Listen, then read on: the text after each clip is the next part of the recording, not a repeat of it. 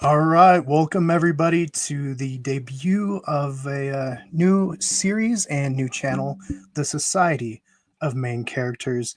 You can see another main character over here, David from Abnormal Voyages. David, how are you Evening, doing? everybody. I'm doing great. How about yourself, sir?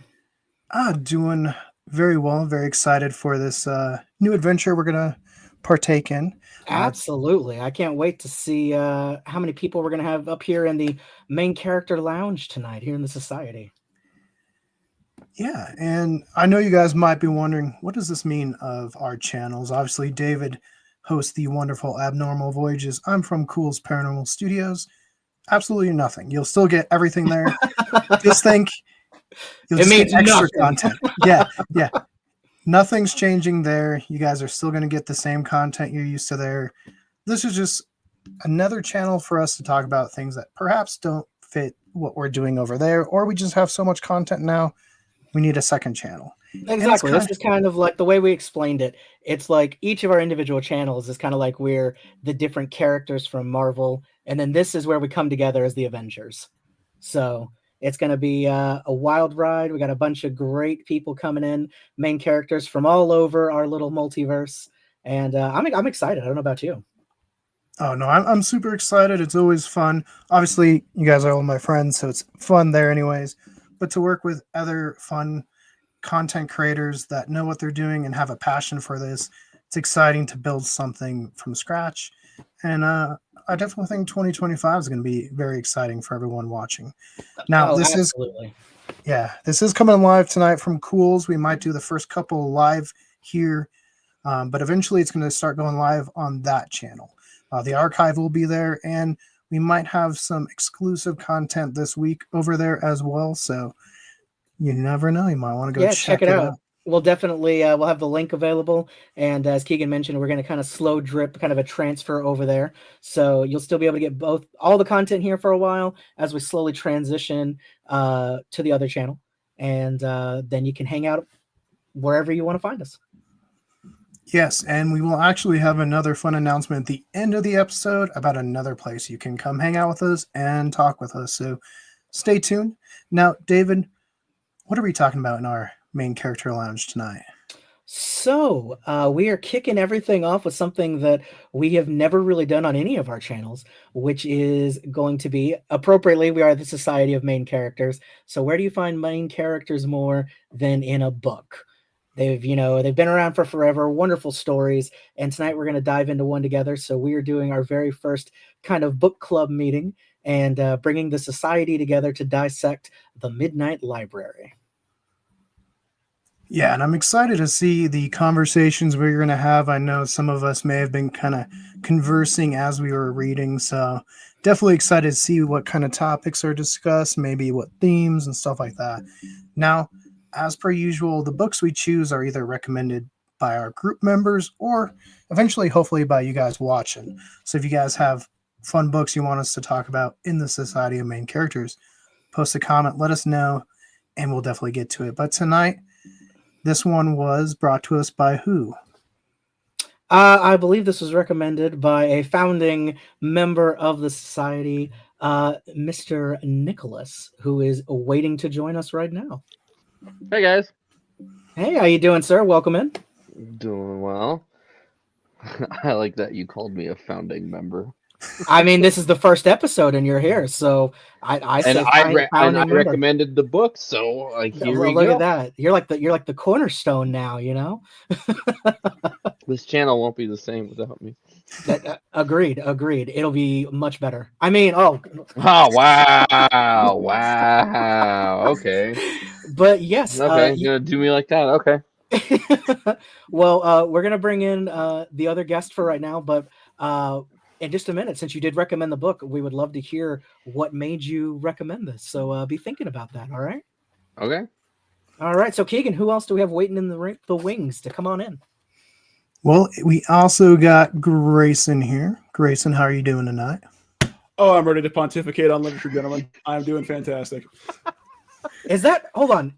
Is that the reigning fantasy football champ? You can't see me now, you do. That is it. Wow.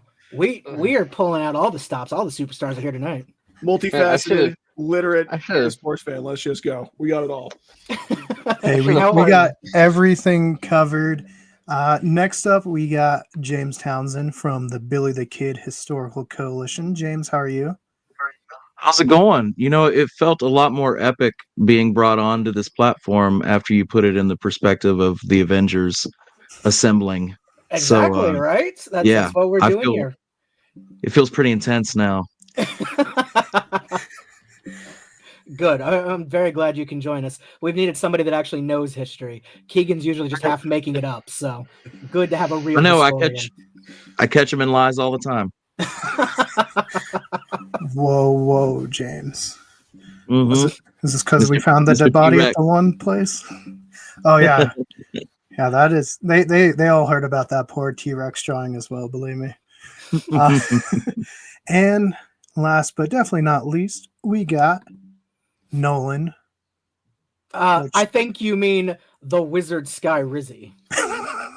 Exactly. I was going to say, therefore, you must refer to me as the Wizard Sky Rizzy if you intend to address me all at once, all together, like a Tribe Called Quest. Okay, guys? All right. Now that we got that out of the way. I just want to say, I didn't notice, Grayson, that your shirt was purple and turtlenecky, but you're looking kind of like Alec Baldwin in The Shadow or whatever. No. Is it the Phantom? It's giving Phantom vibes. As long as we keep any prop guns away from him, I think we'll be all right. And see, I was I can't thinking he guarantee looked more anything. like. I was thinking he looked more like a young Jeff Goldblum. Ooh. Oh, Young yes, Jeff Goldblum. yes. Literature, libraries, and midnight. What does it all mean? It comes together, comes apart. It's crazy. It's chaos, if you will. But of a good kind. Was that actually from Chaos? I mean, that's the whole Jurassic Park thing is chaos theory. So All right, so it looks like we have our Avengers assembled for this first episode here. So we're going to turn it over to Nick. Let us know, man, what drew you to the Midnight Library and made you want to throw this out there as the first thing we cover? Oh, so this book was actually recommended to me by a friend of mine. It wasn't really recommended to me, really. Her name is Emma. She wanted to send it to an ex-boyfriend of hers for him Okay. to read. And I was, and in an attempt to get her to not do that, I was like, "Hey, do you mind if I read it?" And she was like, "Sure, go ahead." So I took her copy, read it. I gave it back, and then I don't know what she did with it after that. But after I read it, I really greatly enjoyed it, and I've been recommending it to other people since. All right, well then I guess half credit to Emma for getting us this book tonight, and I hope things worked out with or without the ex-boyfriend. Well, they're no longer together, and she's with someone new, so things have worked out for the best. Is it you? Is she with you? No. Oh, okay, all right. No, Just like no, maybe this man. is all an elaborate, you know. No. I have been single for 7 years, going on 8, so we'll see how that works. Well, that sounds like a completely different episode, but we'll dive into that another time. Yes. Best 7 years of his life right there. All right, awesome. Well, then, did you want to kind of break down the book a little bit for us, Nick? Just maybe a quick synopsis of what it's about, just to kind of refresh everybody, and then we can kind of see what we all thought. Okay, yeah. It's a story where this woman named Nora Seed, it's in the beginning of the book, she decides that she wants to take her own life, and right at the moment where she goes to do that, she is transported to the Midnight Library, the titular library of the book, where it's filled with all these different books of all the different lives she could have lived. All right, and then the book just kind of goes through her living through these different lives, correct? Yep. Has her going through multiple different lives, and even talks about it in one section about all the different lives she did live. Absolutely crazy. Well, Keegan, I think you said you had sort of a format of some discussion questions we could do, huh? We can't hear you, sir. Keegan. yeah, I got some questions written down. First, I want to go back to Nick because this plays a lot with philosophy, maybe some psychology. Nick, you obviously went to school for psychology. So do you want to break down the psychology of the book? I mean, I always find it awkward when people ask that kind of question because I don't think in the terms of psychology anymore because I don't use it. But like, obviously, the book touches on like depression and like regrets and other sort of mental abnormalities, as we call them, or mental illnesses, and it's kind of the main catalyst, I would say, for the book is mental health issues. So that's the main catalyst for the story of the book, at least. Now, I mean, obviously, we're open to discussion. Did anyone else see like philosophy or psychology stuff popping up? Oh, I think the whole thing was very filled with a lot of different kind of philosophical, especially the fact that she was big, the character herself, into philosophy. That definitely cropped up a lot. Um, I mean, with philosophy, nobody's ever right or wrong, of course. It is very much a point of view thing. I don't necessarily agree with a lot of the philosophy that maybe this Nora did, but it is one of those things that I think it was very interesting the way that it impacted the story. Yeah, I was definitely gonna say it's very heavily laced like within the book, especially the character being uh quite into philosophy as well. At least like in her main life, if you will.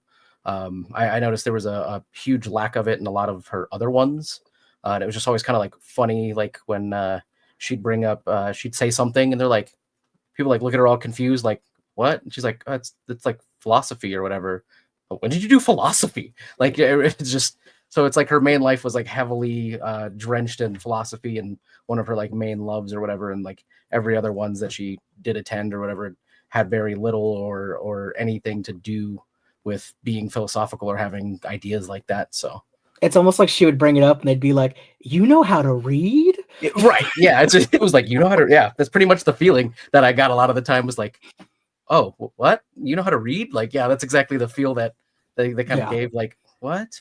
Looking at her Yeah. funny. So Well, and in some lives too, it's like, whoa, when did you actually have time to go do that? Because in some of her lives, it's like she's super busy doing all this stuff. They're like, when did you do that? You know? right, I feel like it was only the one towards the very end, the one that she almost stayed in, where she was actually a professor that had taught philosophy and such and was writing the book about it, really seemed to be the only other one that she was really involved in, like philosophy as a main part of her life besides her own life. right. Yeah, that's crazy though. Just like how that works out, or just like everybody else being like, yeah, when did you have time to do philosophy? So Interesting. I'd be kind of interested in everybody's opinions because they don't really spell this out fully. Since you brought up psychology, was the library completely in her head, or was this a real place and thing that happened? Did all of this happen imaginary, like through her mind, or was it an actual out of body event in different lives and such? What do you guys think? I will say, if I can, I think it definitely happened inside her own head, I would say. Part of it for me is the fact that MDA is a very heavily released substance in your own body upon the time of death. So she could have definitely been imagining a lot of things from it. But as far as the story of the book goes, it was definitely a real place. And as we got to see in the book, we met another character, a couple other characters who have their own version of the Midnight Library. So as far as the story of the book goes, it's a real place. Yeah, I kind of pictured it like purgatory almost in a way. Just a place where you got stuck, especially if you died and you hadn't completed everything. Or obviously, a big thing about this book is like regret and acceptance and stuff like that. So without acceptance of some of those regrets or choices she wished she made, she wasn't able to actually move on to the afterlife, which, you know, spoilers kind of gave her a shot at something else, you know? Yeah, I like to personally believe that it is a place that existed. Like when she met the Hugo guy, he was like kind of like explaining it or whatever. I don't think it was in her head. I like to think that it's like a Like she really did travel the multiverse, basically. right, yeah, that it was like some version of a multiverse, like multi something or other kind of like situation. I just because it is, I think it's cooler to think about it that way instead of thinking about it of like oh, she just kind of concocted this like in her head or whatever, right? Right. But also it's like that, like the mystical like aspects of it work better, I think, when you think of it that way, right? Because it's one of those ones, it's like because like when she jumps into a different version of herself or a different life, like all these things have like happened, right? Like around her already up until like that point. And it's one of those ones that like, I don't think your brain can fully flesh those out.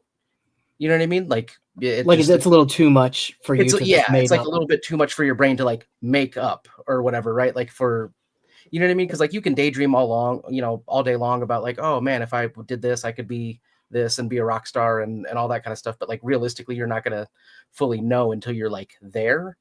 Especially all the little details and like the more technical aspects that you wouldn't have even thought to be like, what about this? Or Well, and I say that because like I'm sure most of us have had dreams before, but it's also one of those things that explains why we can't have but in our dreams why we see people that we recognize or look, because our brains apparently can't make faces. Yeah, I've heard that everybody you ever see in a dream is a face you have seen, even if you don't remember it. And whether it's one of those things, like if I see you in a dream, David, like, you know what I mean? I know you, I've talked to you, I've seen your face. You can definitely be in one of the dreams, right? Mm-hmm. Now, somebody else that you don't really like recognize or notice, but your eyes and the way your brain perceives things is like, you can still like see something, but not see something, right? Like you're not right, like your subconscious files it away, right? But your brain goes, "Oh, that's a face." Look at that person. Yeah, so your brain's like, "Oh, that's a face," and it just fills in like little holes. That's why it's like really random sometimes when you see like people that you know and then like people that you don't. I mean, especially with like TV and movies and stuff, there's so many thousands upon thousands of faces that we see that we don't even register, that you don't recognize or you weren't really looking at or paying attention to. Yeah. But yeah, so it's one of those things, like I'd like to think that it was like a more of a mystical thing from like that aspect of like the way the brain works and stuff like that, like couldn't fully flesh out an entire life for you. Plus it just sounds cooler when you go, oh yeah, there's like this cool like mystical force that kind of keeps you, in limbo, right? Yeah, definitely. Like the library being like a hub. Right, yeah. Sending you out into like string theory kind of multiverses going on. Although I will say I like the fact that it has like personal touches. To where it's like the one dude had like the VHS store, you know what I mean? Like it was like a Blockbuster essentially. And hers was like a library with, you know what I mean? Like her librarian, like friend. I thought that part was cool that it did have like little personal touches.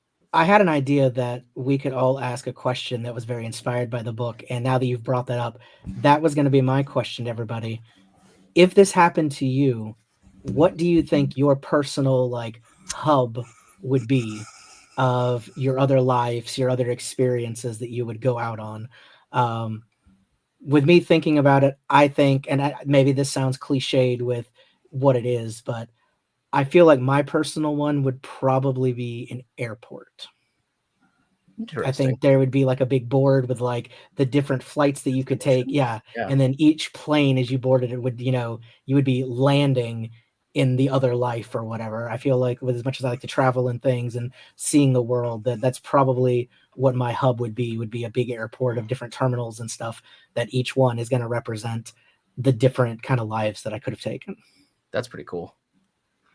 I'd love to hear what you guys think. I mean, mine would probably be the Sears Tower, like if I'm being completely honest. In Chicago, right? Yeah, like in Chicago. Like the elevator, like taking you to different floors? Yeah, and you go up different floors and you can see different lives or stuff out the windows or whatever. That's pretty cool. Maybe a museum. I mean, because I love museums, so maybe the Field Museum also in Chicago. So maybe like different exhibits or something would be like when you go to this wing and okay. What about Nick? You browsed the book. What's your Midnight Library? My Midnight Library would probably be more like a game store, like a GameStop kind of thing. Like each video game would be a different life. Just because I do like playing video games. I play video games a lot, so each game being a different life would make sense. Honestly, that'd be super cool to walk through and see like the different covers of like what the lives could be. Or another one for me would also be like maybe like a guitar center. Each guitar being a different, like different instruments and stuff. Different instruments or different guitars being different lives for, like this song of life or whatever. Yeah, no, I like that a lot. What about you, Mr. James? I think one of the things that gets me into history is the aspect of time travel and of touching artifacts and things like that. And I think for me, it would be probably an antique store with all the different booths having artifacts from the different lives, and you just walk through the aisles and peruse the different booths I like in the that a antique lot. store. Yeah. Yeah, that's super cool. Kind of like a physical eye to be like, I wonder what the story Yeah. behind this, and then you just kind of get sucked in. Like that's cool. Yeah. Exactly. I feel like that also like covers like a couple lines. You know what I mean? Just because it's like antique stores. I'm a big like spiritual person, so it's one of those ones like antique stores kind of like make me feel funny like when I go in there, just because it is one of those things like there's a lot of weird energies and a lot of like odd stuff. Like it's interesting to go into there and like kind of peruse and see like what kind of vibes and energies you get from like antiques like that. So it's like there's just like a couple levels to that one in the antique store, man. It's almost like a tiny piece of people's souls when you're in there, right? A little bit, yeah. It's very odd. It's a weird feeling. Greyson? Honestly, mine would probably be a restaurant, or just like that's probably what it would be. Just like a little pop-up shop. I kind of like that. Just like whatever you order, different meal numbers and stuff. Exactly. Like it'll be, my thought is I'm a huge food guy. I love cooking. I love food. Always, been a huge part of my life. But honestly, like each meal, I could see it kind of being more like the book where like it's like either what you eat or it's your favorite meal of that life. And then like if you like see something that you don't really want that's on the menu, you can obviously avoid that. But whatever you're eating, it pops you in the moment that you're eating that in the alternative life. There's a lot of cool ways you could go with that too. Like the dessert stuff, maybe it'd be like a really sweet life, like you're really wealthy and taken care of, but there's not a lot of substance to it or something. Does it make you really full? Exactly. If you really wanted to get like super analytical with it. Yeah. Right. Like there's a lot of interesting, and then like the spice of life, things like that. Like there's definitely a lot of directions you could go. I gotta say, I'm really glad that nobody was like, it would be on Netflix. I would just, scroll through the movie. Can I change my answer? Right. That wouldn't work because of the fact that you can't go back to the same series. It would be a YouTube. How many of us rewatch like the same shows over and over again? Like right now, I'm rewatching. I feel personally attacked right now, Nick. I'm in the same boat. I rewatched. Like I'm rewatching The Rookie. I've rewatched How I Met Your Mother several times. So like, I couldn't do a Netflix or a Hulu because I'd want to rewatch. I have to admit, if it wasn't an airport, my next one, it would probably be something like an old-fashioned looking movie theater. Interesting. Which is kind of close to that, but something like, I think that'd be really cool.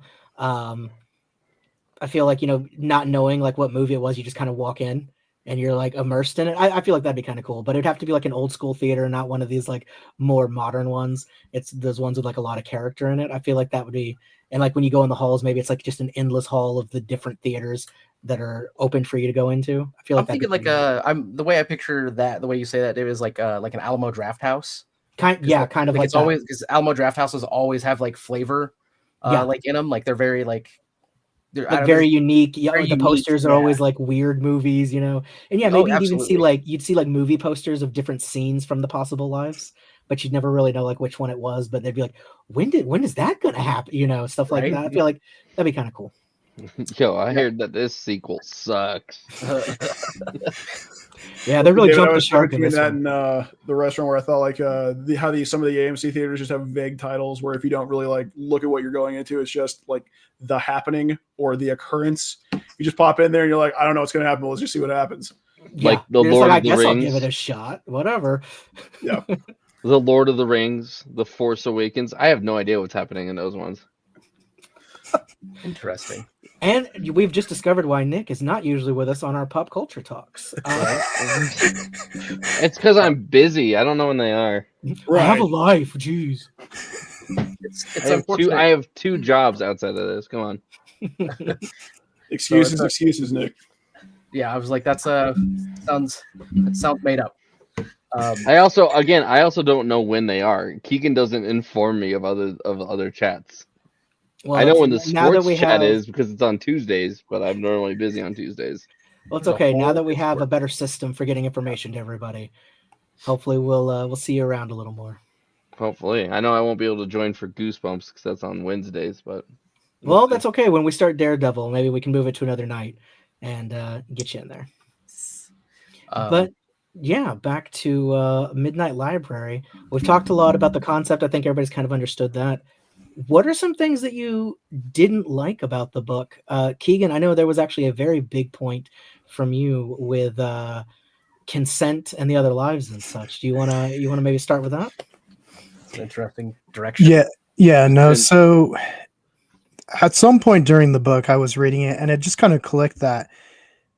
So the sliders or whatever you want to call them, they kind of just take over a body, and then when that person wakes up, they don't know where they are or whatever. And there was the scene where she's with the other guy that is also a slider.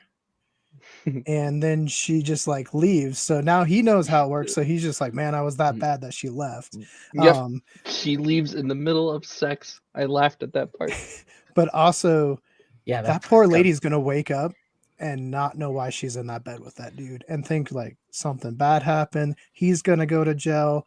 The slider's gonna leave the life, and then bam, that poor guy is in jail. He has no idea why. I don't know why. And I know they said that like your brain kind of like fills in gaps. So is he going to come back to that life and be like, oh, I date raped a girl in the Arctic? Like, well, I think that's when you go, well, this is disappointing. And then you go back to your video store. Like you're boom, done. Nice and easy. Yeah. But then the guy that he took over. His life is the normal life guy. Okay, He's going to just show up and be like, thing, I guess I was terrible this past week. Yeah. But also there's the big TED talk she has where she just like fumbles it and just, burns it down. And I was like, man, that poor lady like worked her whole life up, and now what happened? Nothing. Like none of her sponsors are going to want to come back. Like all these people are going to be like, she was a fraud. I will say I hated that part of the book. The fact that she remembered nothing of that life when she came into it till like way later on, that she just basically comes in as a new person. I was like, God, that's so frustrating. Yeah, and having to research yourself every single life. Yeah, that part of it would be exhausting. Like I know in the last life she started getting the memories, which I thought was cool. I did like that she was finally getting some of that. I wish that when she got there, they would have started immediately like bubbling up, and she kind of had like her normal self and her new self like both in there as she slowly, picked between them. But I hated the fact that it was just a completely new person basically every time. And she's just like, I don't know what to do. Well, I think that's part of it, right? Because it's like one of those things that like, I think that I agree with that statement, David, of like, I didn't like that bit for the simple fact that it's like, she's there essentially to learn about that life, right? Or to learn, like, she made this decision, like but she is confused the entire time. Like, I feel like you're literally not learning anything. Right, like, you're not really getting to see what that life would be like because you don't know any of the experiences or memories. And I feel like that's an experience essentially wasted, because that's exactly it. Like, you have to sit here, she has to sit here for 15 minutes or whatever, like Googling herself and being like, oh, like, this is my life. Like, what is my life? Like, what is this? And it just was one of those ones that it felt kind of funky like that, of like, it's like, you're supposed to be here to like learn things or to like kind of see what this life would be like, but you really don't get a chance to. I think for me, like, part of it is you get to like play pretend in a life. Yeah, like it was one of those ones. It's like you were there to me, anyways. Like when I'm reading it, like it feels like she's there for 30 minutes to an hour, and it's like you don't know what that life is like for 30 minutes to an hour. Like I don't know if you can fully experience like what a life is like in that short of time. You know what I mean? Especially when you spent the first 15 of it asking stupid ass questions that they think that you should know, right? Like my brother's dead. Yeah, he's been dead for 2 years. You didn't know that? And it's like, no, like I did not actually. It's like, how many of these lives are going to be put like up for psychiatric care for a week or something after you leave them? So it was just one of those things. Like that was one of those little like weird gripes that kind of bothered me too. I was like, yeah, like I really wish they would have done it of the like, I have my consciousness of me, and like I know what's going on, but also being able to access those like memories or like I wish that she had like a filing cabinet of sorts that she could like reach into for a specific topic and have those memories. Maybe like a going along the book theme. maybe just like a prefix of what's going on in Yeah. that life and just basic things. I will say, going off of Wizard Sky Rizzy's point there, my thing that I found, my point of contention with it was how quickly she was able to leave certain lives, like, because it sets it up like you're only gonna leave this life when you feel utterly disappointed, and then like the first life she goes to, her cat's dead still, and she comes back, and it's like, I understand that it's disappointing that your cat's dead, but are you overall disappointed with the life? You didn't get to experience it. Like, you have no idea what actually was waiting for you. Yeah, exactly. Like, for all you know, yeah, your cat's dead, but you're a multimillionaire, so maybe, it's a sad moment, but you got all this nice things you can do. Right. Well, that's what I was gonna say. I was like, because like, like the utterly disappointed kind of thing. I was like, life is just full of disappointments, like all over the place, right? But like, I think that might be like one of those weird like core things of the book, right? Is like life is full of disappointments. It's just how you respond or what you do after that, being disappointed or getting disappointed or whatever it is, right? So like, there's that, but it's just like, I don't know. Part of it is exactly that. It's like, whoa, okay, well, that's a disappointment that my brother is dead, but I'm still having this cool like rock star life where I have almost everything else you could possibly want. Yeah, I kind of hate that she jumped life so much when she found out somebody was dead. Right, and it's just like it's like you have like one disappointment, right? And that's it. And you're like, okay, and then I'm just done with that life, and it's like, what? That's kind of like weird to me. It's like, and that's why I was like, you only stayed here for like 30 minutes to like an hour in every life. Like, it's just, maybe there were some a little bit longer than others, but it's like you kind of didn't give it a chance to some. Well, I'm going to be honest with you. I think that's the point of the library itself. Like, kind of to loop it back to the beginning conversation we had, I think the library is its own entity, like the essence or the ethereal being that is, the library. It is trying to push you kind of more towards appreciating your own life, leaving you in like the sense of you having to play catch up with something that's not who you really are. It's pushing you to then fully go back to that life you lived beforehand. I feel like the library itself is its own entity who has its own ulterior motives that pushes it, whoever it is in the library or whatever setting they're in, to what they really are. And the longer that they spend in the library, they have, as they start getting some more memories, they kind of choose to be in the library until they find something that absolutely fits them. And the more close they get to that, the more they can start, like, quote unquote, at least the way I took it, was being closer to what they really are or what they really want before they choose whether or not they want to take those lives or go back to their body. And I honestly think that with that, that's kind of what is pushing Nora more to make those decisions in that instance, is to basically give her the situation where she's stuck. She has to feel stuck in order to either say, this is what I want, or go back to her body, or because the Midnight Library kind of wants that to be the overall outcome, is what it feels. Because they want her to choose to live. Exactly. Yeah. So to your point, Grayson, like, I'm thinking about it now. Keegan, we can't hear you. I see that you're trying to talk. Yeah, I was going to say she did actually have the one life that she wanted to stay in and she wanted to go back to. And she was so disappointed she couldn't. But the library, like, in a way, kind of brought her back. So, and that's what I was gonna say. I was like, because maybe like to like Grayson's point is maybe the point is to just show you all of this stuff, but not really like you don't have the choice to like stay, right? Like, even though they go in the beginning, it's like, oh yeah, you have the choice. You can live that life as long as you want, whatever, blah blah blah. I'm thinking like maybe the entity that be or that is the library. That's not the plan. Like that's not their ultimate like end goal, right? Is they just kind of like tell you that, but realistically, that's not going to happen. Like, I feel like it's there to like teach you something, you know what I mean, about your life, or to help you like realize certain things, or maybe like help you like, let go of your regrets and things like that. But like ultimately, you aren't going to have a life to where you're like completely happy or something like that. And it's just, you're never meant to live in those lives. You just stay in the one that you're in, like the core life or whatever, right? But you go in with a new understanding or a new outlook and expectations and things like that. It also kind of feels like the devil's deal device, where it's like, you make the deal, you take what you want, you feel like you're getting exactly what you need, but there's always something. It's the genie wish. There's one thing constantly missing. The monkey paw kind of thing. Exactly.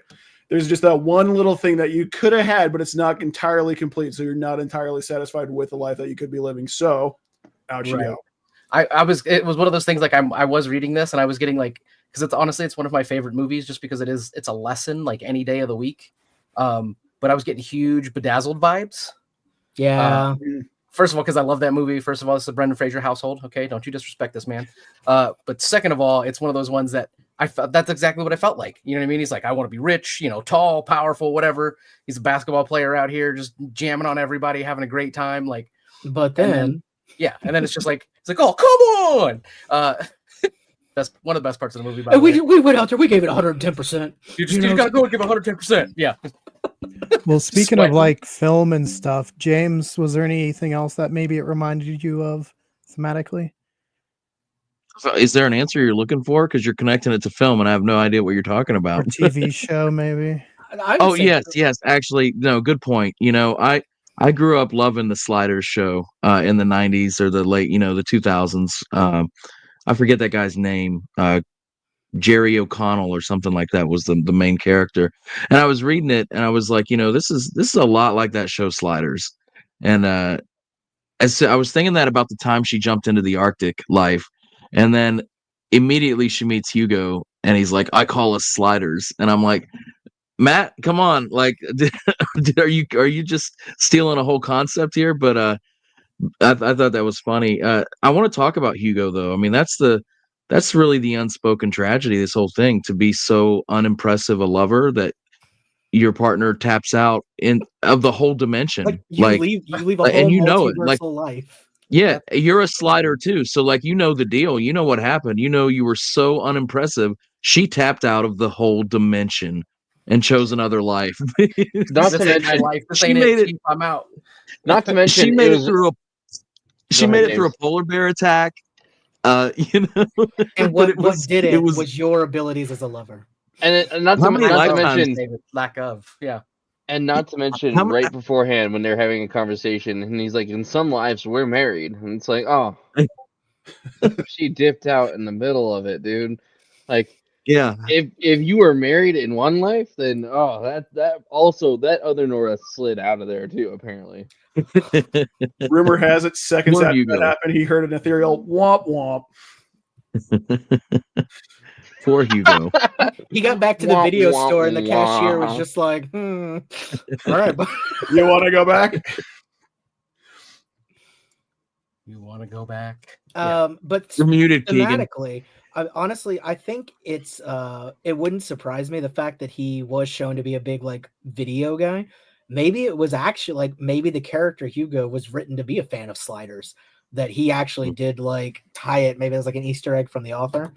I would also say thematically, if we're looking at film, it reminded me a lot of It's a Wonderful Life almost. Same. How she was getting to see how big a difference she really did make. Because even when she had the perfect life almost of where she wanted to be, and she noticed things like the piano lessons for the kids, so he became a hoodlum and went to jail, how her teacher had died that she never went to visit, how the neighbor got put in the old folks home because she was, she wasn't around, just all the little differences that her and her regular mundane life had actually really made a huge difference. And I think that was what eventually ended up with her going back to her normal life. So definitely gave me a lot of those same vibes as the It's a Wonderful Life, just kind of tied up in a multiverse story. Well, and also sort of like a Christmas Carol that we covered recently, where Scrooge learns some stuff about him and how he's living and the future, and he goes back to his life to be a better person. Right, to change it, to be hey, I do, what I do is actually affecting people negatively or whatnot, and how you can kind of turn that around. Well, I was going to say this felt a lot like Quantum Leap too, where it was just hopefully each next leap will be the last leap home. Right. That was much sadder. He wanted to go home. And he never made it.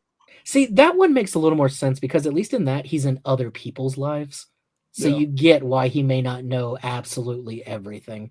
And also, okay, I know this is because it's a book, it's a story, the author did it on purpose, but it also frustrated me with the not knowing things, how she always showed up 30 minutes before something major. You're about to go on stage. Oh, you're about to perform. You're okay, calm. How come she didn't show up in a life where they're oh, you're on vacation for the next 3 weeks in Hawaii. Have fun. There was never a time period to get to know the life. That's what I mean. Like it was just so like quick. Just felt And again, it's because it would have been a boring ass thing to write about, to be like, Nora had 2 weeks to fully research and delve into this life. You had to figure out her life, right? Yeah, and I mean, I kind of get that, but I don't know. It's one of those ones that sometimes it feels unrealistic. It kind of takes you out. It's unrealistically, yeah, like yeah. Because like, okay, so if I'm being honest, like if you could live like a different life, David, how long would you realistically spend there? Like if your life wasn't in danger constantly, or something, you know what I mean? Like, and it was like just like trying it out. Yeah, especially if it was like a regret that I was fixing. Right. I would give it at least a couple of weeks, unless there was like something massively bad. No, man, if I go into a life and my cat's dead, I'm out. I mean, if I go into a life and I'm having disappointing sex, I'm out. Well, that's a given, but yeah, it would have to be something like I went into the life and I'm homeless on the streets, or I just got arrested, or it'd have to be something pretty bad for me to give up on the whole like thread. Right. Mm-hmm. So and that's what I mean, because I was like, oh, she didn't like kind of want to stay there for 5 more minutes to like figure out like why. Perfect. The example, the first one, right, with like the pub thing. It's like you didn't want to stay there for like 5 more minutes to like figure out maybe like why did he cheat on me? Like why? Yeah.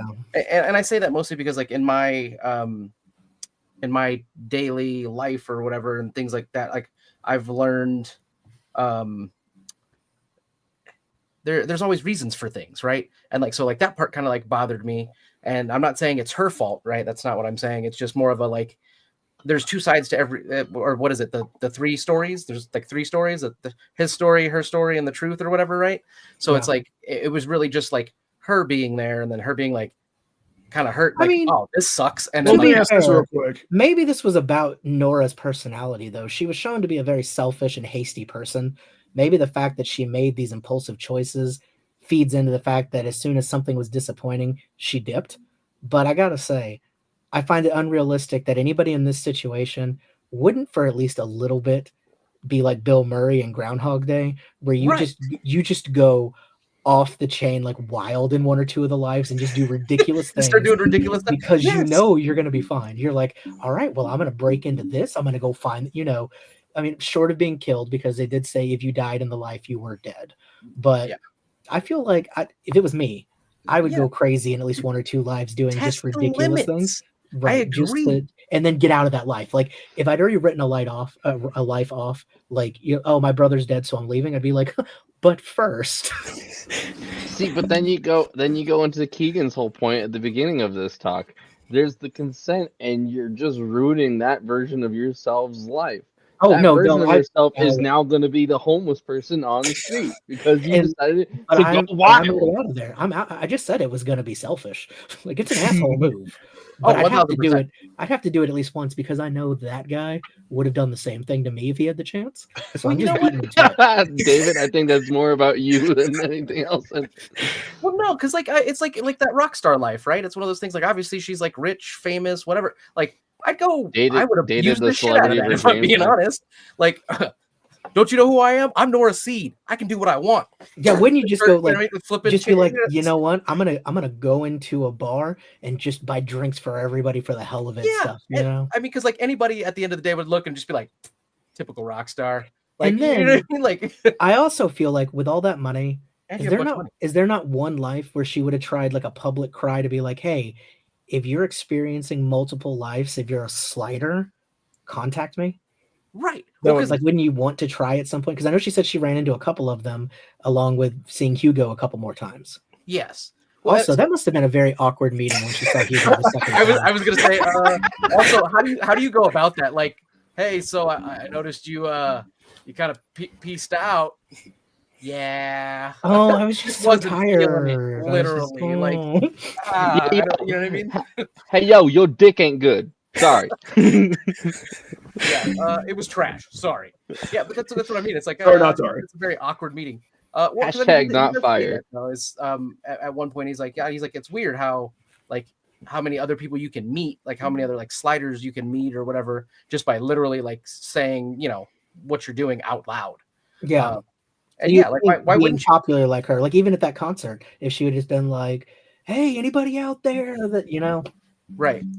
Or and make a that's what- song I mean, about it, you know, yeah, kind of like something, right? Easter eggs throughout it. Exactly. I feel like anybody realistically in that situation maybe would have done a few things that weren't even touched on.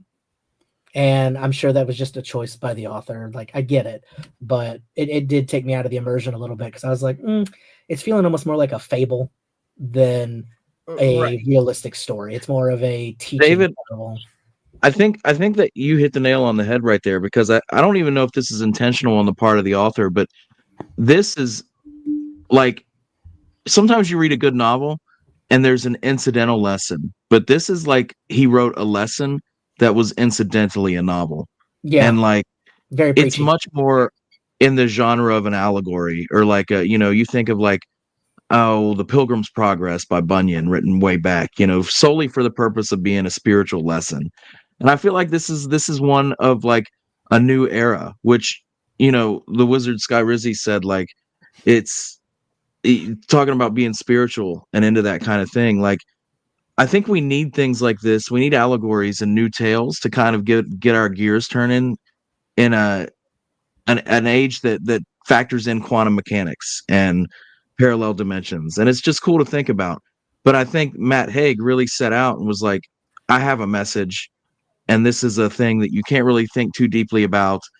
It's just to get a message across. And like, that comes through a whole lot. Like, I never thought I was reading a novel. I was reading a parable. Like, when I started it, once they introduced the library, I was like, she's going to pick her own life at the end. You it's knew it very as surface soon level. as you. Yeah. I agree. There was never Yeah. any fear that she was actually going to be like in another life. I totally agree.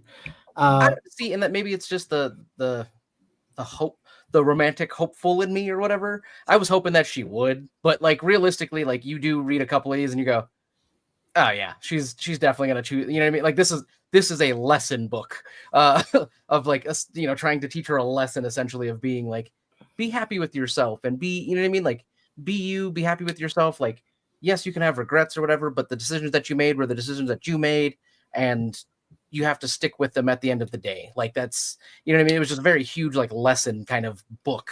And I was like, yeah, I kind of getting through it. I was like, man, I was really hoping that she'd catch a fun life or have a good one or something like that. Just the hopeful, right? But I was like, realistically, nope, she's going to wake up in her thing and be like, I didn't want to die. And I was like, all right, yep, I know where this is going. It's going to I think, and maybe like I do a lot of writing myself, so maybe this is just the author part of me, but I feel like what would have been really interesting would have been if when she showed up, one of the first things they told her is like, yeah, no, you can't go back to that life. You gave it up. Like, to be here. Like that would yeah, be, like you're out. Point. You've got to find something else or just be done. But you gave up the old Nora Seed, or as a matter of fact, another one had her own library and has taken over that life. So you're out. Something like that. Like somebody else woke up as that one. That's David, to your point, I honestly think like with the whole parable thing, if they wanted it to have more of an impact, they should have spent more time on the separate lives that they kind of went into, because as we kind of brought out, it did happen really quickly, and it feels like this is just a shotgun to like make it seem super deep, and then it's talking about a lot of stuff and making you kind of think about it, but it feels like it just goes very quickly just to say, this is what we said, and I mentioned mental health, so therefore I'm very deep in thought. Especially that montage chapter where she went through like 20 lives in a couple of sentences. You're like, it was like, wait, you went to space? What? Like, let's pump the gas there, or pump the brakes there, buddy. It's that's a little too much. Right. Well, because that's what I was gonna say. I was like, you're exactly right, Grayson. Like it like sped through it. It just didn't feel like genuine. Like, it was a puddle that wanted to be a lake. Exactly. It was like my huge nitpick with this was, or the thing that just kind of got me out of this book was, as soon as I got literally to the chapter where it talked about the entire lives, and I knew she would pick her own life by the end of it, I kind of checked out. I'm gonna be honest with you. That's the point I started doing like audiobook. Because with that, everything was predictable. Everything was kind of the same way, but with how quickly it just blew through all of those ideas without, giving us a little bit of like just substance to it. It was just all soup with no meat. And it was, at least in my opinion anyway, with how quickly it just burned through just everything. Just chicken broth. Nobody want that. Exactly. I mean, I'm going to be honest. Broth is nice, but it's not all I want in a soup. By the end of the book, some noodles, some meat maybe. Not only did I not care about any of the people she had met along the way, by the end, I didn't even really care about Nora. Exactly. I mean, even like to what you brought out earlier, like with how quickly this was, she didn't really do any work to change her perspective.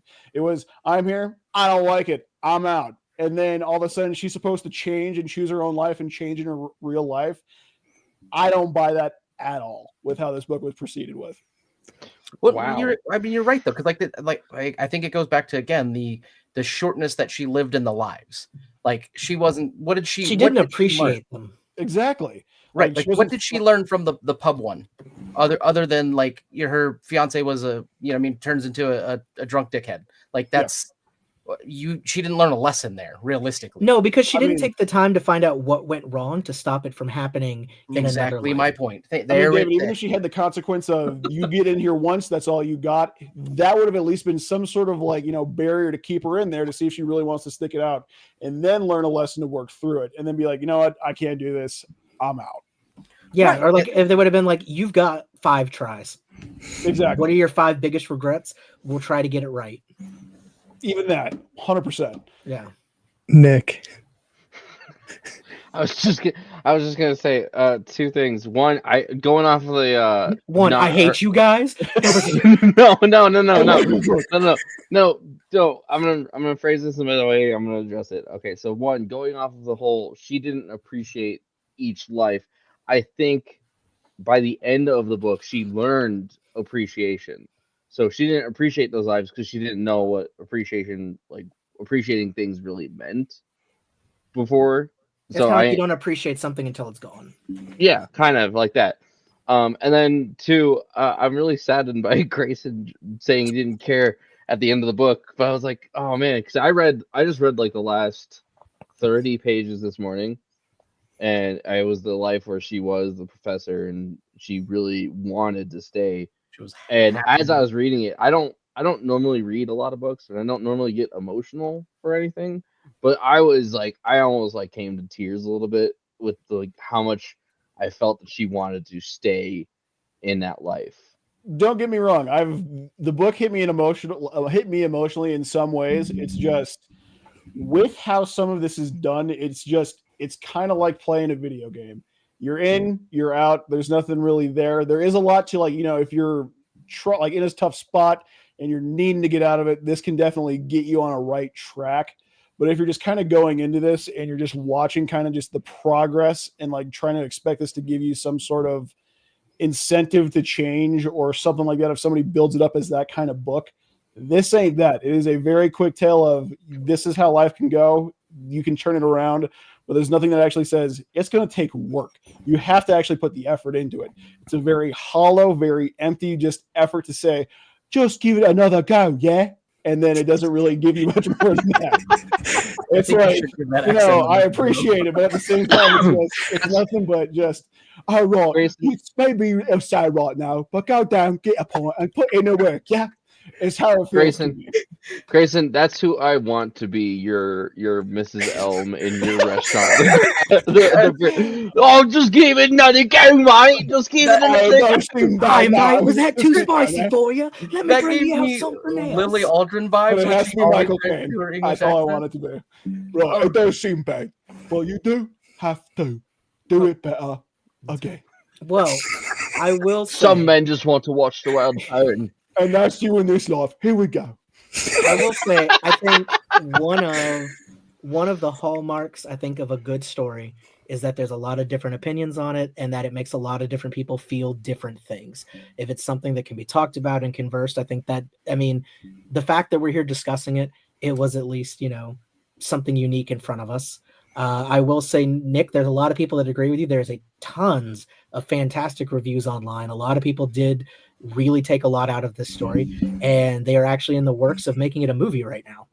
Yep. So it is definitely resonated with enough people out there that even if it feels like we may be on the other side of it right now, you have got a big force on your side too with this story. So I'm sure. I respect Greyson and I respect his opinion a lot. So I appreciate his input. I'm a little saddened by it because it sounds like it sounds like it might differ from mine in one crucial way. That being said, I don't know if I'm gonna be ready for him to rate it at the end of this discussion. Well, you know what? Let's You made me let's see. surprised. Well, first, Grayson, you said you didn't feel anything. You didn't feel anything for even that poor Mrs. I Elm didn't. entity that was crushed and burned alive at the end of the library. I didn't. I mean, She hey, was look, fine. That was, a bird's yeah. got a guy when a bird's got a guy. You can't kill a Well, pigment sorry. of your Just knife. do it. Just give it another She's an entity. She's made out of She's got stardust like a and burning. She's got like a burning beam on her back. She's like, just open another book, love. Come on. I need you to keep going. But Grayson, he's curious as to why, you know, what's the point of doing all those push-ups if you can't push that Yeah, bloody that's thing a off you? All those push-ups and you can't.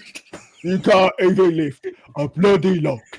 Oh yeah. But no, Keegan, it said I didn't feel Oh my anything. It was just when I realized like when you know where it's gonna end and what they're like trying to do, you're like, I mean, you can try to make me feel that, but I know where it's gonna end. You know what I mean? That's Like, you should feel really sad right now because this is happening. And I'm like, I feel Now, okay. sad, but would you have liked it more if she would have stayed in that last life?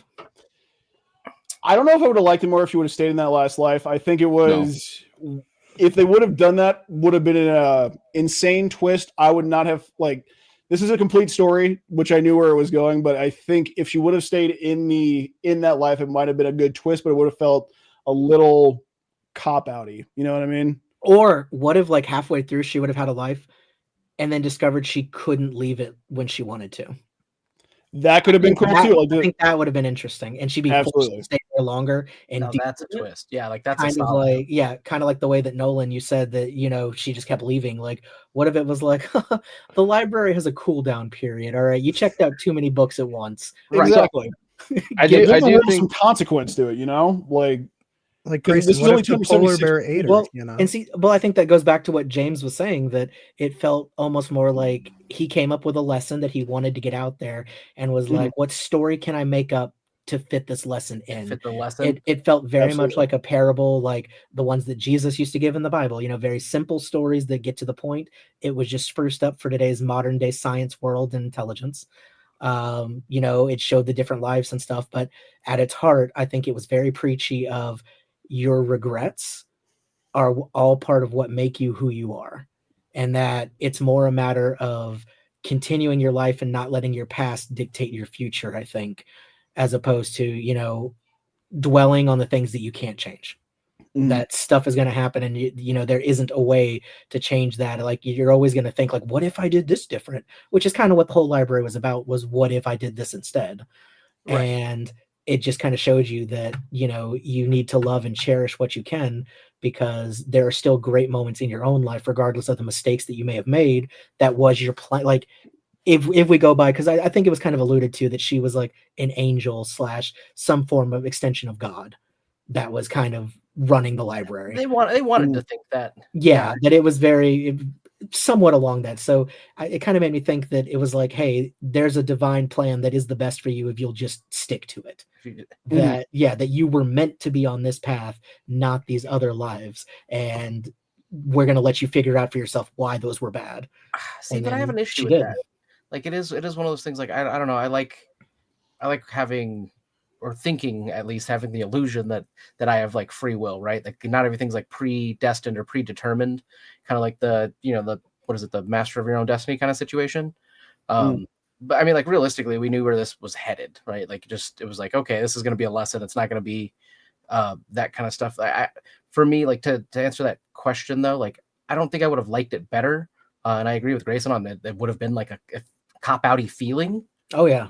But it is one of those ones that, like, I think that I would have taken that twist versus like the ending that we did get, right? Because it not that it felt preachy, but it was just very much along those lines of like, it's a lesson. Like, this book is just a lesson or whatever of like, hey, you're gonna have regrets. You just have to learn to live with those regrets and keep it pushing. What I think would have been very interesting, and what I kind of thought it might go towards, but I guess that was too interesting for them. I think it would have been really cool if, since they were going through the lives so fast, as you mentioned, Grayson, if it would have started showing that it was like mentally affecting her, that she was losing herself and that she wasn't able to like stabilize necessarily. Like maybe show it through Hugo, maybe have him like losing himself big time. Like she runs into him again, like 40, 50 lives later, and he is just off his rocker, like barely recognizable for who he was, and that he eventually loses himself in the shifting and can't stay anywhere and is just constantly sliding through lives until he's just a metaphysical puddle of goo, basically, to put some kind of fear on her of like, I can't just keep changing. Like there needed to be a consequence for how many times she was going and doing this. Well, I think Nora started out already pretty uninterested in his metaphysical puddle of goo. Yeah, she wasn't around for the goo. She left way before that. She cut it off before. I want to see the That, sequel. yeah. How Hugo gets his groove back. That's part 2. The Midnight Honestly, Library 2. Hugo to your gets his point, groove back. Listen, this is directly to Matt. If you write that book, I will read it. That title alone, I'm in. I'm 100% in. But David, to your point, I think even if they would have had that kind of consequence in there, it could have even been allegorical. It could have been like, don't try to be somebody you're not. Quit trying to emulate other people's lives. Actually make it have some sort of substance to it. Have a point to that storyline. You know what I mean? Like, she felt like a tourist every time. It was like a visitor. Yeah. It never felt like she was actually trying to find a place to live. Right it's there, like, that's what I'm saying. Yeah. You didn't stay long enough to get you got the nickel tour, really. Like it's like she was touring the multiverse, but we all knew she was going to go home at the end of the day. It felt like Family Guy's Welcome to the Around the Multiverse just episode where you're firing through it real quick. You don't really get to see anything, but you get a little clips of it here and there just to kind of keep you interested. So I was gonna say they kind of touched on both of the points you just made. The point of coming across a life where you couldn't leave. That's kind of what happened when she went to the glaciers, when she became the glaciologist. She came across the bear and she wanted to leave right then and there, but she couldn't because of other things, and because she wasn't feeling actual disappointment. She was feeling more scared I don't know, I'd than be anything. disappointed if I died. Yeah. And I do like that. How I think funny of a dip out would that good. have been, though, that the other one came back right as there's this bear? That's the ultimate shit your pants moment. Like, no, just, hang on, real quick. That's the ultimate question: the bear or Hugo, man or bear? I was gonna say, which would you rather? Which would you rather? What do you come back to? Come back during the bear attack or come back during disappointed sex? I don't know. For me, it's personally disappointed sex because I've been there before. I could go there again. Sorry, Hugo didn't cuddle you afterwards? Being face to face. No, we're not gonna get into that. Okay, but being face to face with a killer animal, I don't know if I'd want to come back in that life at that moment. Yeah. Did you watch Grizzly Man? Is that what led you down this path? Is watching Grizzly Man? I watched Cocaine Bear. A bear on cocaine? Yeah, that's the story is so much shorter than the movie. It's so funny. David's seen the real Cocaine Bear. I did. I've seen the taxidermied body. Oh, nice. Yeah, he's in Kentucky in a store. You can go pose with him and buy little teddy bear versions. No. Gonna be honest, David, that last little bit of that sentence threw me for a loop there for a second. Hey, I got a plushy Cocaine Bear. You don't, so. I mean, I was like little tiny what, David? Little tiny what's, David? And he came with this little baggie of sugar that I put on my food. It was so good. Never had anything like it. Perked me right up. Yeah, I was awake for 3 days. Jesus. Sound like Abed over there. I was awake for 3 days. I invented my own language. Yeah. I became a slider. Jeez. Anyway, well, I mean, we kind of touched upon it. Nick, you introduced us to the book. Do you want to give us your rating and why you rate it that way? Oh, are we talking about do we want to let Nick go last? Are we talking about ratings already? Yeah, I guess so. Would you like? Is there another interesting? Yeah, is there something? I wasn't sure if there's more questions. Usually these talks. These talks go on for like 2 hours. So that's this why is only an hour in. I know we're trying to keep it a little shorter so people don't fall asleep in the middle of our episodes. I get it. True. But yes. I did say I wanted to see if anybody had any questions they wanted to ask to the group. That was actually my next question of if Keegan or David yourself had any more questions that you had written down. Keegan said he did, but I think I only heard like 2 of them. So if you only wrote down like 2 questions, how dare you for saying I have a list of Did questions? you like the book? Okay, to be fair, Did you like it, and did you read it? I mean, to be fair, a lot of the I questions like I that. had. Did you read it? Wasn't the first question. Nick, did you read this book before you recommended it to us? Everybody's Yes. like, no. This is my second time reading the book, actually. Okay. So real quick, while everybody thinks their questions, I just wanted to say, James did something that I wanted to call out that I think is the best thing ever. When he was talking about one of his points, kind of the way that if I was talking about theater and I was like, well, as Shakespeare said, if love be, if music be the fruit of love, play on type thing, he was just like, and as the wizard Sky Rizzy said, like so factually and just like So like, deadpan. That's like I would have gone with it if they were like, well, as Plato said in the Odyssey, we all. You got to quote authority. You got to cite your authorities. I loved it. It was great. It's my favorite moment. But yes, Wizard Sky Rizzy, did you have any thoughts of questions that this made you think of that you'd like to pose to the society as a whole? actually, yes.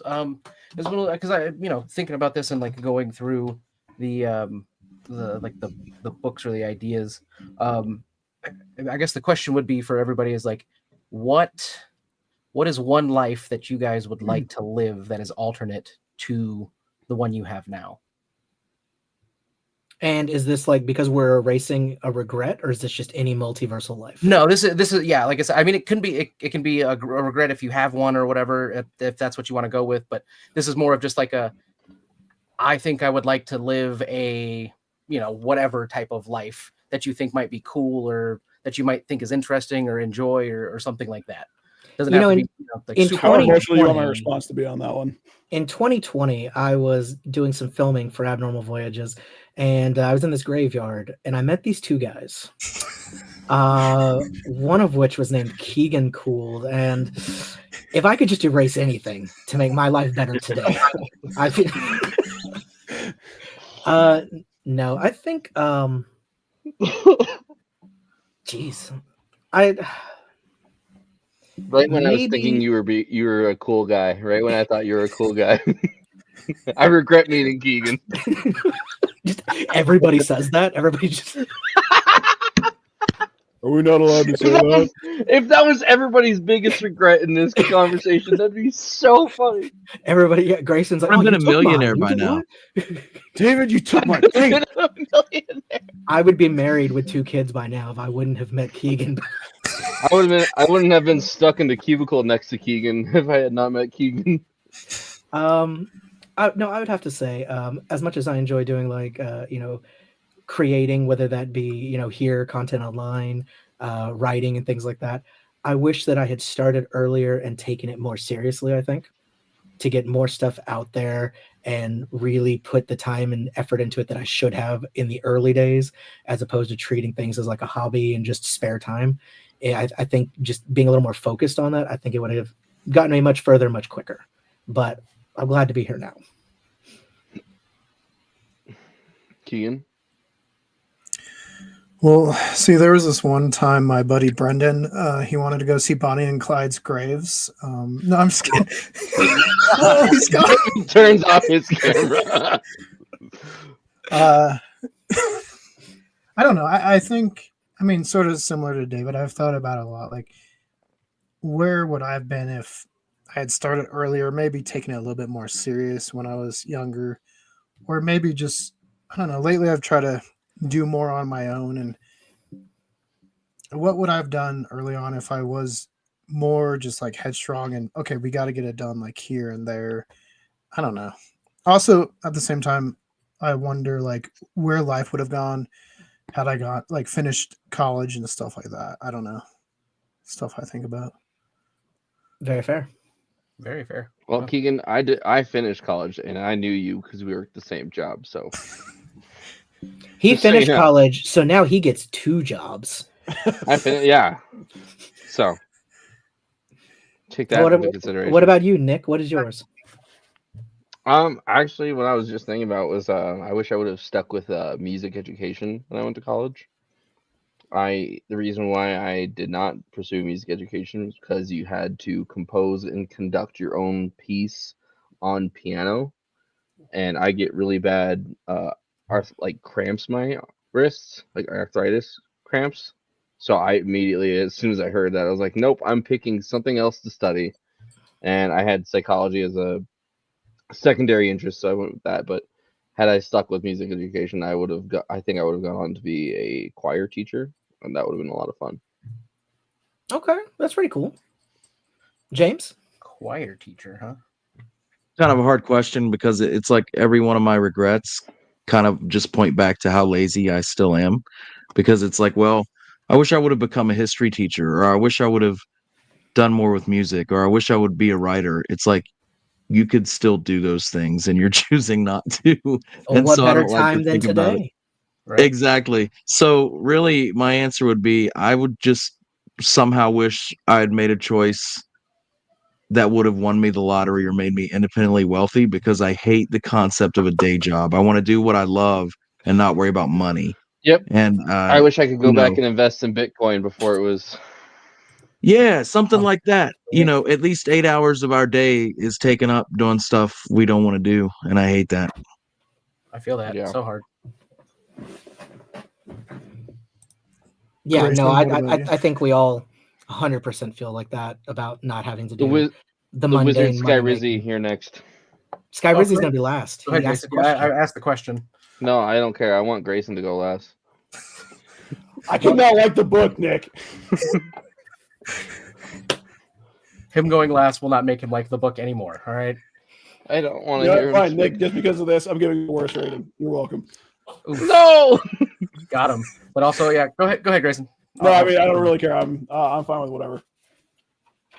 I was just kidding. I was just. No, yeah. Am I going next, or is Nolan going next? Or I'm sorry, Grayson, go next. Grayson, go ahead. Okay. Before we get into this, how real and emotional and raw do you want this to get? It's totally up to you. Yeah, Remember, like we are live, but this is a personal safe or- space. I understand that. I would not bring that up if I didn't feel like this was, the space to do so. Last I checked, Blake Skirto's not in this chat, so you're good. Oh God, that just shut off all emotionality. I'm going to give you a fake answer. I think it'd be really funny if Grayson would have prefaced like that, and we'd be like, "No, go," and he's like, "Okay." So a few weeks ago, I was asked to read this book. Actually, I started working at King Supers, and I met this guy in the meat department, and really weird stuff happened after that. And for some reason, I'm here. I kind of want to change that. He took me to this restaurant, and the menu was so weird. But to be the real answer is I would want to live in a life where my mom was a better version of herself, because grew up essentially without a mom, so it was something else. But if we're going to talk about, fun dream regrets, what I would honestly want is something similar to what we talked about here tonight, is to actually apply myself in school. I had the ability, I had the know-how. I could have gone very far and been living a very different life now if I'd actually applied myself in school, taken it seriously, and actually wanted to use the time that I had to reach as high as I could. Okay. Yeah. A little yin and yang for you here. Sending you hugs for the first answer. Appreciate that. And I'm sure you know this, but whatever she did, that was also her choices. Yeah. So not yours. It's not a regret. Like, you couldn't have changed that. Yeah. No, if we're talking like idealistic lives of, because you can live any life in the Midnight Library, that is one life without a doubt. You would try to. I would want us to at least see what happened. Yeah. But everything else, I would rather see where I could have gone with school, at least realistically, because I would be in a very different world than I am now. Very cool. And the Wizard Sky Rizzy? The Wizard Sky Rizzy would. It's going to sound like a sort of a piggyback on Grayson's answer. You also wish Grayson's mom would have been more in your life? Yeah, I mean, she was that bad. I really do. No, it's more of the like the applying oneself or whatever, right? Not that I didn't apply myself, but more for me, it's like I wish that it's like Grace, like I didn't have the support around me necessarily to like make it happen. But it was one of those things that like I very much could have been a professional athlete of some sort, in most likely baseball. And it's one of those things that like if I could, you know, go back or whatever, like I would try to do everything that I possibly could to make that that dream or whatever it is more of a reality. Yeah, it's like through mine, like that's what it would be, is just, you know, somehow kind of like her swimming one or whatever, right? Like it just was one of those ones that like I spread myself too thin doing like too many like other sports or things like that, and just you know, part of it was not having the support system to like be there, you know what I mean? Like obviously her dad was there for her and all that kind of stuff, but for me it's one of those things that didn't always have the support there, whether it be time or financial wise, things like that. But yeah, that's pretty much the one for me is that of, you know, trying to become a professional athlete of some sort. So I think it's interesting and maybe a little depressing that all of us basically said if we applied ourselves more and focused.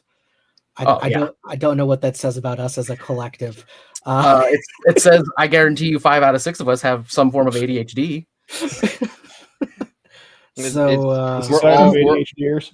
we're all now that we're all in the society together, hopefully we can support and encourage each other to grow and focus on those areas. Oh, absolutely. And we support you who are watching this, just so you know. But only you. Yes, you. just you. As a matter of fact, I want you to take a Sharpie and write on your computer screen right now, is this me? With a check with a box that says yes and a box that says no, and then check the box that says yes. Please don't write on your computer in Sharpie. Don't listen to David. He tried to warn you, but James, did you have any specific questions you'd like to pose to the group that you thought of during this novelistic story of ours? Well, yeah, I'll ask this because, you know, when I read it, well, maybe that would be giving my answer before everybody else. But when you put this book down after you finished it, you know, regardless of how allegorical it was or the questions you had about it, would you say that you felt more positive? Was it a positive experience reading this book or not? Grayson, you want to kick us off since you went almost last time? Yeah, I can kind of pick us up after I brought us down. I think honestly I did walk away with it. I felt positive because at the end it's an uplifting story. It's hard not to, you know, feel good watching somebody else do good in their own life. If you're sitting there hating from the outside, you're obviously not really getting the whole point of the book, or at least, you know, not willing to see that life could get better. I don't, again, while it was not my favorite of books, I didn't hate how everything kind of wrapped up. You still walk away feeling good. And so I felt positive after walking away from the book. And what about you, Wizard Sky Rizzy? I would say it's generally positive. It's one of those ones that like I think I definitely delve into the book more for like what it is and like what it was, right? As far as like taking the concept and like working with it or like running with it, of like I sat there and I had a couple questions of like, if I had this opportunity, what would I do with that opportunity? And I think that's why that part of the bit where I'm like, well, I think she didn't spend enough time there, like doing. I think that's why that bothers me, is because like that, you know what I mean? Like the person, because if it was you would have done it so much differently. Right. And if it's the type of person that I am, is like, dude, I'd have given that first one at least 3 days to figure out the situation, to like understand whatever it is, right? Or, you know what I mean? They just essentially I'd have spent more than 5 minutes in every life that I tried to live. Sure. I would try to at least give it the old college try, if you will, right? Which is ironic because I didn't go to college, but I did, and we're in the same spot. Hey, well, you know, like there's multiple ways to skin a cat, or whatever they say. Whoa. Not the cat in the book. Obviously. That's what got Nora in trouble in the first place. Yeah, it all started with a dead cat. Clearly not the orange tabby, Berg, in the book, all right? But but overall, like it is one of those ones that like it kind of just made you think. You know what I mean? Like this is one of those books that I think definitely, if you have some semblance of like self-reflection or inward looking like vision to some degree, you would probably do the same thing while reading it. So and it's one of those things like I definitely did. You know, I thought about it, I was like, man, what are some things that I would try to fix, or like what are some regrets that I wish that I did or something like that. Like So it made you feel kind of reflective. Yeah, and I started to envision myself like in the book trying to like be like, oh, okay, what decisions would I make, or where would I choose, or you know what I mean, like whatever it is. So yeah, so I that's kind of how I felt about that. Nice. Keegan? I mean, yeah, I think I love positive. I will say at first I was like, man, Nick said this was a positive book, and this is not pretty positive at the start, because it was just kind of depressing. But yeah, I think as you go along, you yourself, like Nolan was saying, start to reflect. I mean, we all have regrets. I've spoken on length about the two where like I had wished we had filmed with my papu before he passed, or the whole TV deal. And it makes you reflect, like, yeah, I wish I did that, or I wish I went into the TV stuff, whatever. But would I have been happy, and is it better than where I am now? And it just helps you maybe just appreciate where you are and where you're going. And hey, life is what you make of it. So you just gotta make it the best you can. Yeah, for me, I would agree. I will say plainly, I don't know if I mentioned this already this episode, I wasn't a big fan of the writing style. I do feel like it was very straightforward, not very nuanced. There was not a lot of depth to the characters. I did not really feel an attachment towards anybody. As I mentioned, it does feel very kind of parabolistic, simplistic in the way it gets across. However, I do think it does raise up a lot of very interesting things to think about. I think the multiverse concept and going into string theory and the potential parallel universes, all of that is fascinating. We could literally have an entire 4-hour discussion about just that part of things, I'm sure. But I, while it may not have been, in my opinion, one of the best written books, and yes, we knew where it was going. As soon as, it kind of started, I think we had a good idea of where it was going to go. But I think that's half the stuff you see out there. I mean, when you watch It's a Wonderful Life, he's going to get another chance and appreciate what happened. When you watch Star Wars that good is going to triumph. The hobbits are going to throw the ring in the volcano somehow. So it's not necessarily the ending. Like, just because you can tell it, that just means that you're a student of story. That the more stories you consume, the better you are at kind of getting a read on where it's going to go and those elements. And it's still satisfactory. I think it's the journey that gets us there that really kind of defines it. It's kind of cliched, but it's not the destination as much as how you got there. So, yeah. Since you're a writer, would you ever let the bad guys win? Would you ever? Absolutely. Yes. Write it for the bad? 100%. Because if I'm being honest, I love when the good guys win. You know what I mean? Good over evil, classic story, old as time, right? I think sometimes where I'm like, man, I would just love it. Like, so I don't want to derail too much. We can talk about this another time, but sorry. I've had a multiverse story that I had thought about writing myself someday, that a guy who basically like loses the love of his life and then discovers a way to basically go to other like lives, universes, whatever. So he begins going to get her, like to find where she's still alive and they're together or whatnot, but he can never go back to where he's already been to. And he ends up getting further and further away and not getting, what he never gets that love again. Never gets that. It is just something eternally lost, that, even though he has all this infinite power, like you can have basically something. Oh, David muted himself. David, you muted yourself halfway through your sentence, dog. I hit the microphone, sorry. But just the thought of, kind of like Greyson said earlier, like the monkey's paw wish and everything, like everything you want, but you don't get what you need. That maybe you are not the best judge of what is actually right for you or what is meant to be. And sometimes what makes something so beautiful and special is the fact that it ends. Mm-hmm. That sometimes you just have to cherish what you can while you can, because it's not meant to be there forever.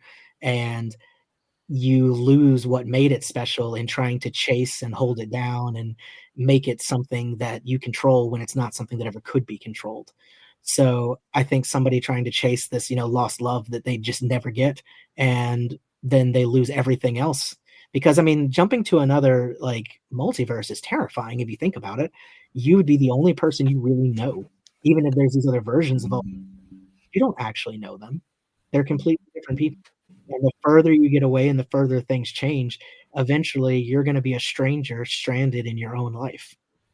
And by the time you realize that, it's too late to go back and actually appreciate what you did have, which is why I think it would have been very interesting if Nora would have been trapped in a life that she didn't want but has to deal with now, and take those lessons that she learned along the way of coping and dealing with stuff as, this isn't ideal, but I'm going to make the best out of my second opportunity to live. I think that would have proven even more so that she actually wanted to live if it wasn't in the perfect life or just a do-over of her own existing one. So I think there's a lot of very interesting places it could have gone, but I do think there is a lot of exploration out there for stories where the bad guy wins or the good guy doesn't get what they want or it doesn't end happily, because I think that does reflect life a little bit more than the always happy ending. I mean, I do think a lot of good happens, and it's great to read and listen, but if you really want to make people think and feel and, self-evaluate, I think that downer/sad endings are kind of the way to go. I mean, I don't agree with this, but if you look at it, it's pretty universally accepted that Empire Strikes Back is the best Star Wars movie. Mm-hmm. And that is the one that ends on nothing but down notes. I mean, David, to your point, I think that saying of you learn more from your losses than your wins is just absolutely universal. Yeah. And if you see, and, sometimes if you can see these losses happen in fictional characters, maybe it's going to stop you from taking those same losses. Maybe you can learn a little lesson vicariously through the characters. So I'm a huge fan of happy endings. I love it. I don't want the main characters to die. I don't want any of that. But I do think for our growth, sometimes the most interesting story is one that has some loss and some actual consequences from it. Like even Harry Potter. Wouldn't it have been great if Harry really did die as a martyr for everybody and they were able to defeat Voldemort because Harry sacrificed himself for them? Still a good ending, I think, if you write it that way, right? Exactly. Like, and then he's the boy who lived because he's going to live on forever as the guy who sacrificed himself for the good of the wizarding world. Right. Like there's a lot of places that it can I think there's a lot of like possibilities with that. Like when you do that is, especially because like a lot of the writing these days, I've noticed like it doesn't have impact because there's no real, it's very fluffy. No real stakes or there's no real consequences or anything. Right. You never are actually afraid that somebody's going to die or that they're not going to win. Right. And you know what? I think like to that point, I think that's why absolutely everybody, like everyone and their moms, even if you weren't a fantasy dragons, knights and swords type of person, why you loved Game of Thrones. Like, because it just, no one was safe. You were like, oh shit, is it the week? Is this where my favorite guy dies? Like, I mean, the first season, the first book, it all caps off with who you think is the main character getting beheaded. Right. And you're like, oh, wait, hold on. I'm sorry. 20 plus year spoilers. Sorry, guys. Spoilers. Hush. Yeah, sorry. Was just going to watch that episode tomorrow night. So that's cool. Wow. I'm so sorry. Wow. David, what a dick. I know. That's my bad. But very roundabout way of putting it. I think it impacted me positively because it made me think. And at the end of the day, if a story can make me think or make me feel, then I do take some positivity away from it. Even if I didn't like the writing story and the characters very much, I can still appreciate something that stimulates me and, sends me off into thoughts that I wouldn't have had, because if a story's not doing that, what's the point, Right. It's making you ask questions. Yeah. I was entertained and it gave me new thoughts, new ideas. So I definitely came away from it thinking positive. How about you, Nick? I was just about to say we got really a little derailed in that one. Before no, you're good. Before I say it, because I have to say it while it's on my mind. Before I answer James's question, my top 3 kind of quote unquote sad endings from recent years were Avengers: Infinity War. That one ended on a sad note. With the bad guy basically winning. Bad guy winning. With the bad guy winning, Thanos won. Winning. It was He won. That version of Thanos won. I'd give it an adjacent win. It's No, he won. Keep going. Okay. All right. Fine. We'll debate later. He won. Yeah, sorry. He won. He won. Not Thanos overall, but that Thanos, that multiverse Thanos, that version of him won. Spider-Man: No Way Home, kind of a sad ending. Peter and Spider-Man are all on their own. They have no one in the world that knows who they are. It's a sad ending. And then another one. I don't know if anyone here watches anime or anything like that, but Attack on Titan. Attack on Titan. I didn't watch AFT. That one weirds me out. Oh, Something about big people with no skin eating smaller people just weirds me out. I understand it. It's a weird. You're gonna hate my choice for the book club. It's a very weird series. It is. I like after the first season, I had no clue what was ever gonna happen ever again. But the ending of it got me thinking. It's one of those endings that like you don't fully comprehend it even after watching it. Nolan, if you can get over the giant people, it is fantastic. No, one of the best written. Loves it, right? One of the best written stories recently. Oh, Attack on Titan. I mean, Nick, honestly, I'm surprised you didn't pick the Karate Kid, because the Karate Kid doesn't win the tournament. Correct. David. Hey, David. This upstart kid who comes in and cheats. Hey, David. Not legal trying kick to the face. Hey, David and Nolan. Not trying to disappoint you, but I've never seen the Karate Kid. That's okay. I don't think it's so. That's why I didn't pick it. That's why I didn't pick it. You know what? I will say, going back to talking about downer endings with sequels, I do think the ending of Back to the Future Part 2 is one of the best movie endings of all time. When he sends Marty back and then suddenly Marty runs in and is like, I have to go back. Yeah, Doc is like, what? That is what? And then end of the movie. That is like one of the best movie endings ever, I will say. I am a huge fan, by the way, David, of number 2. Like that's by far my favorite. I think it's honestly criminally underrated, to be honest with you. Yeah, Back to the Future Part 2. One and 2 are masterpieces. 3 is where it kind of falls off, in my opinion. Agreed. I fell into that third movie trap for sure. But 2 is just because the Nike Air Mags, absolutely sick. Like just the shoe collector in me is just like, God, I need me a pair of those. And the holographic Jaws 19. Yes. The holographic Jaws 19, and then it was one of those ones that the pre-telling of the Cubs winning the World Series after. Okay. Honestly, I'm saying now we're now going to schedule a deep dive in Back to the Futures because there's so much to dissect. Oh, but yes, Nick, how did you feel after ending this this book? So since this is my second time reading it for this chat, I will say both times I felt positive about it. This time around was a little bit more different for me because again I knew the story. And like I said earlier, in that chapter when she really wanted to stay in her professor life with her kid and her husband and the dog, I was almost in tears. Like I was getting a little emotional, like just reading that, and that was bizarre for me because I'm not usually that kind of person. But yeah, I took some positivity away from it. I definitely, the first time I finished it, I wanted to give like the next person I saw like a huge hug. But you can't always do that because what if I was in King Supers and I didn't know that person? But I really did take a lot of positivity away from it. It is one of these stories where you think about things when you're reading it, like thinking about different lives you could live. Like, what if I was a rock star, or what if I was a professional athlete? All these different things. What if I was an actor? Whatever. But yeah, I did take a lot of positivity away from it. And last but not least, James, how did you feel after? So yeah, I came away from it glad I read it, which is to me a win. You know, anytime you read a book, anything that you didn't even think, if you didn't think, I'm glad, or like, okay, if you didn't throw it across the room or stop halfway through, it's kind of a win for me in terms of books. Overall, like I said, I thought it was more allegorical than a novel. It was, you were reading a lesson. You were reading a very obvious message. It had a point. It was not subtle, but you walked away feeling good about it. It's not one that I'll ever tout as a great American novel. It's not one I'll ever say, this was a formative work of literature for me, but I'll always look at it and think, yeah, that's a good read. I felt better having read it. And so that's a good book in my opinion.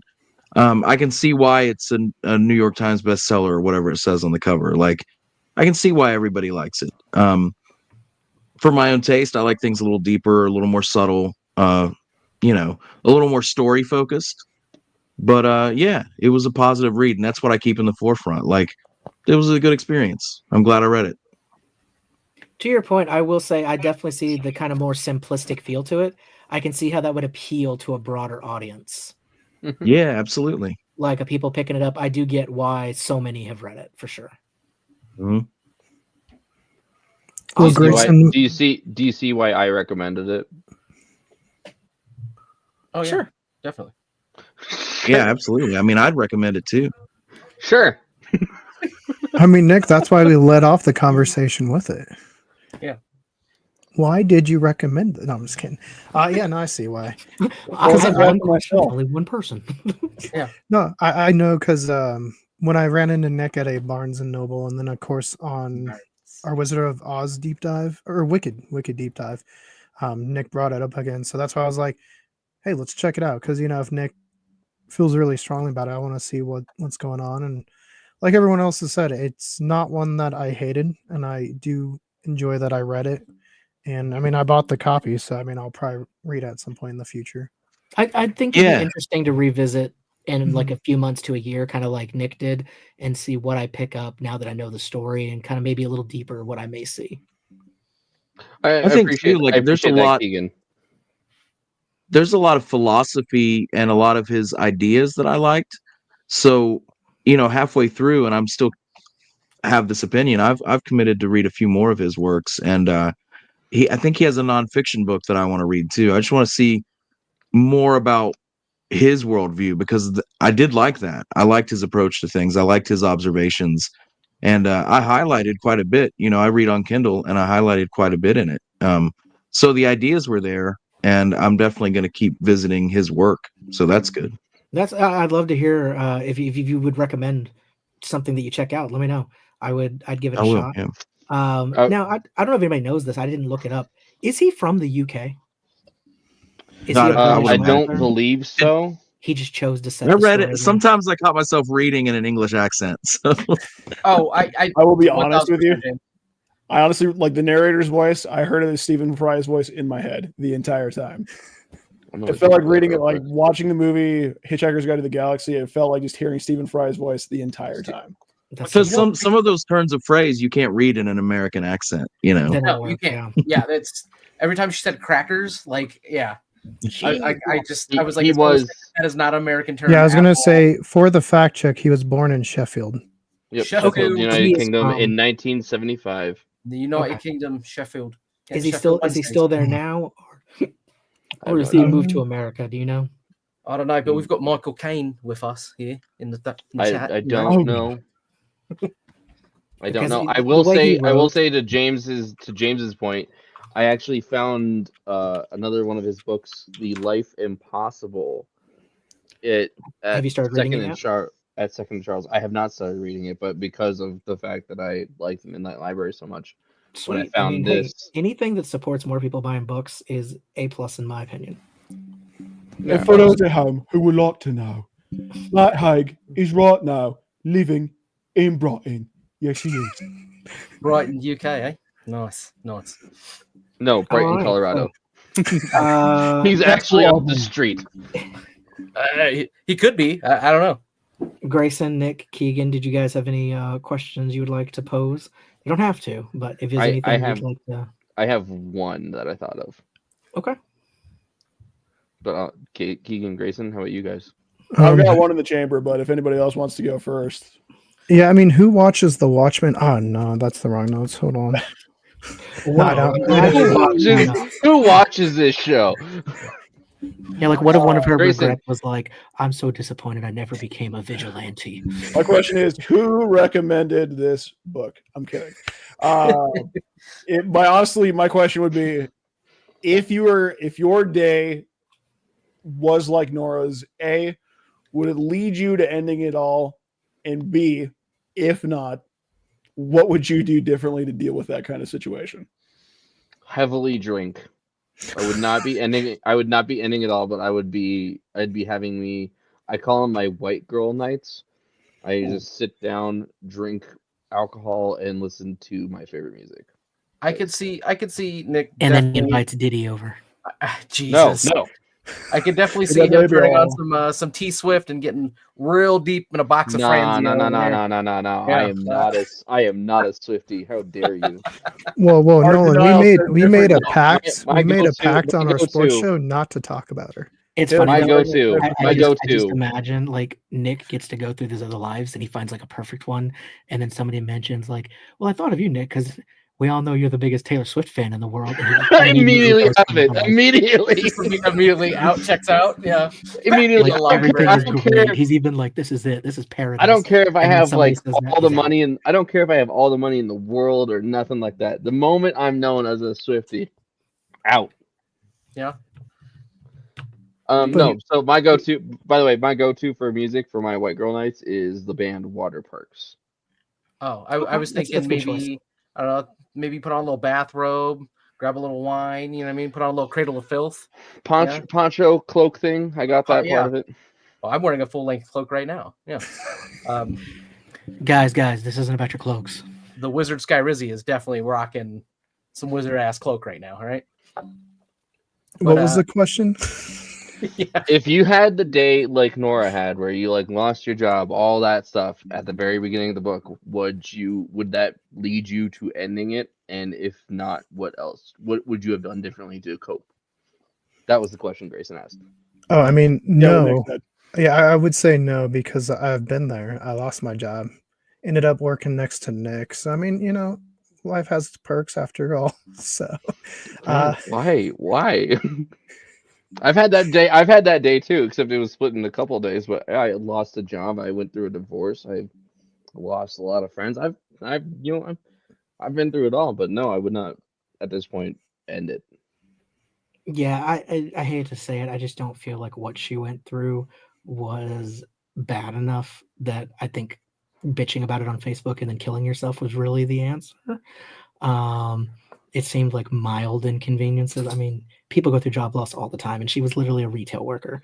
I mean, not to bag on retail. It's fantastic. It's a great job, but I don't feel like there was really that much there. It wasn't like her parents died. It wasn't, Well, that's So- because they were already dead at this point, though. wasn't her dad still alive? No. he's dead. no, they were Oh, both. that's right. Her mom and her Because dad were dead. the whole thing was that he was alive in like the other. Okay. Right, she But- was all alone at this point. Right. Yep, I just all I don't alone, know. living in a. Like I get not being Suffolk. depressed. I totally get that. I just don't think that it was quite severe enough that I think suicide was the answer.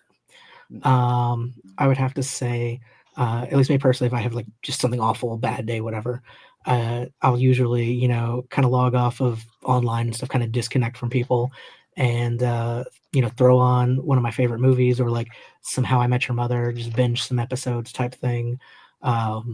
Eat whatever I want, get like some kind of comfort meal, something to be like, I deserve this. And just kind of pamper myself for a day or two and be like, all right, every day you spend just depressed doing nothing is just wasting your own time.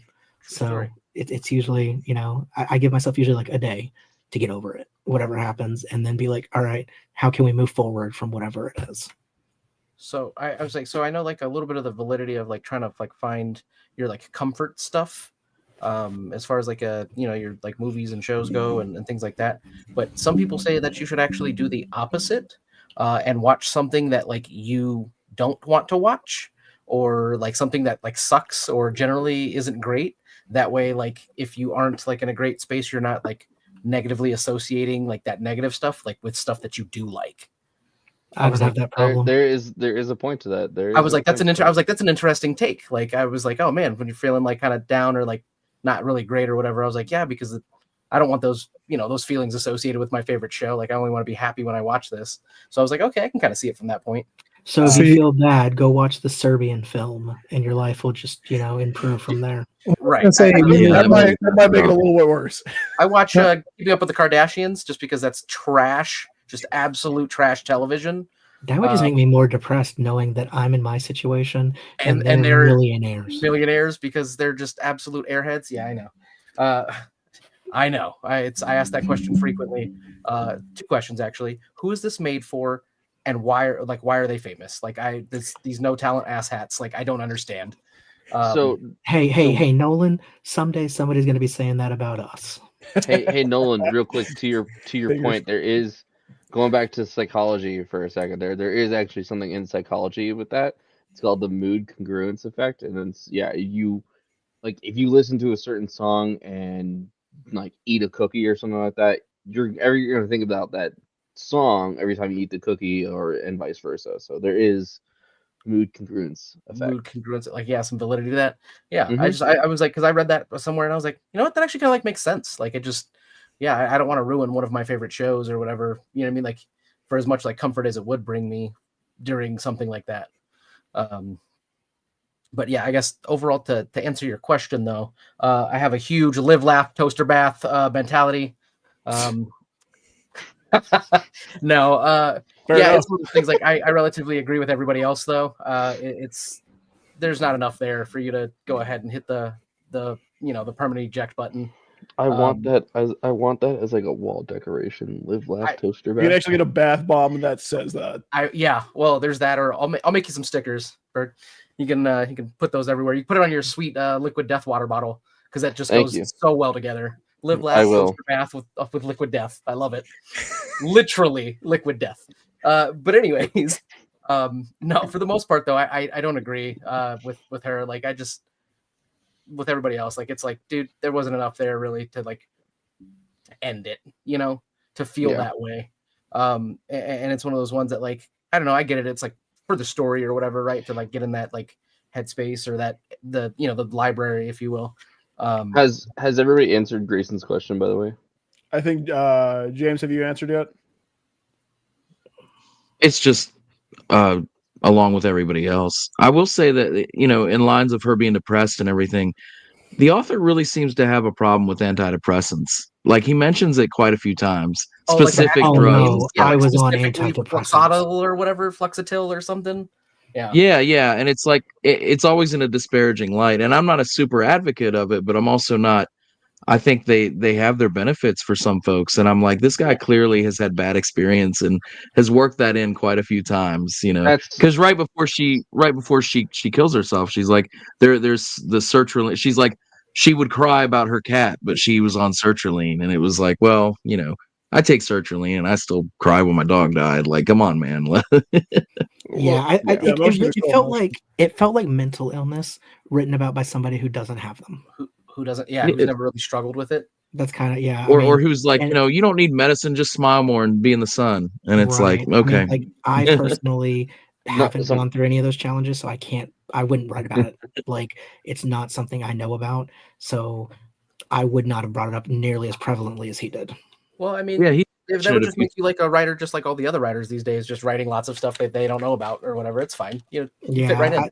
I feel like write what you know is very strong, and then thoroughly research what you don't know if you have to add it. But if you can find another way to do it in a way that speaks more to your genuine style, I feel like that's usually the better way to go personally.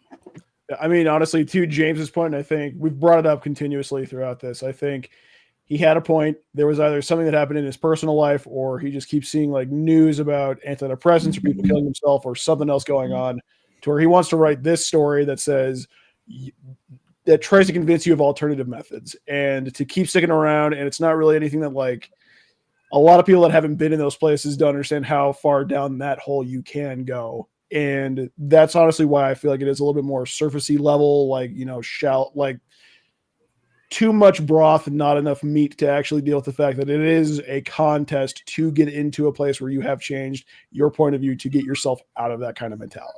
So just in my opinion, again, as doing writing myself, I do kind of think that how he brings it up very frequently in the different lives, I think that was his way possibly of showing and not telling, trying to say that was Nora's way of gauging if that life was happy, if the Nora of that life was on depression pills or not, of if they were depressed or not, at least as a surface level way of being able to tell.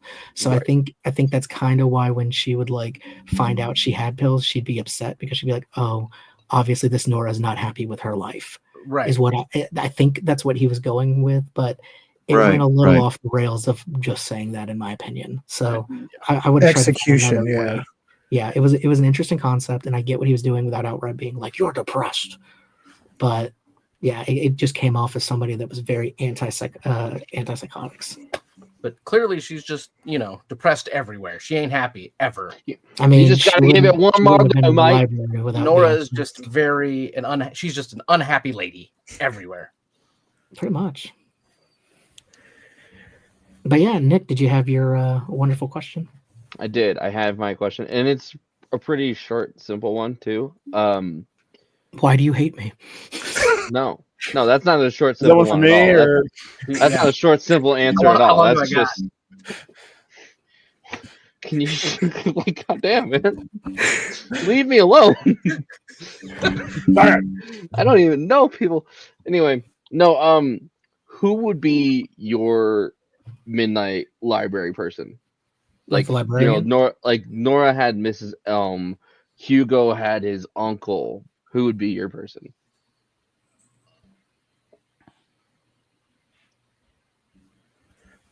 All right, I'll go first. say- I think it would be Fine. my Go Papu. first. I didn't see you.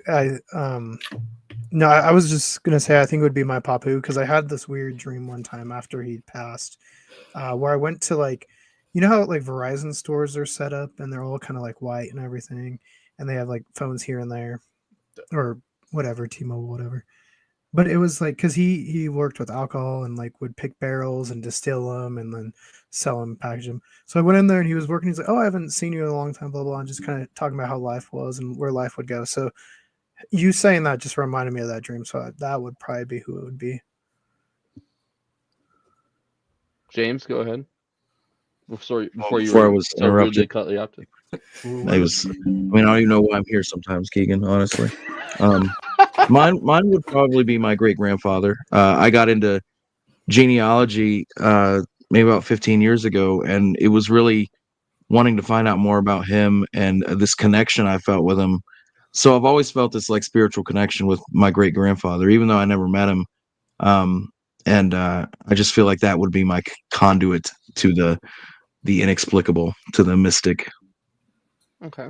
What was he friends with Gregor Mendel? Yeah, how'd you know that? I don't know. I'm just curious. He's a wizard.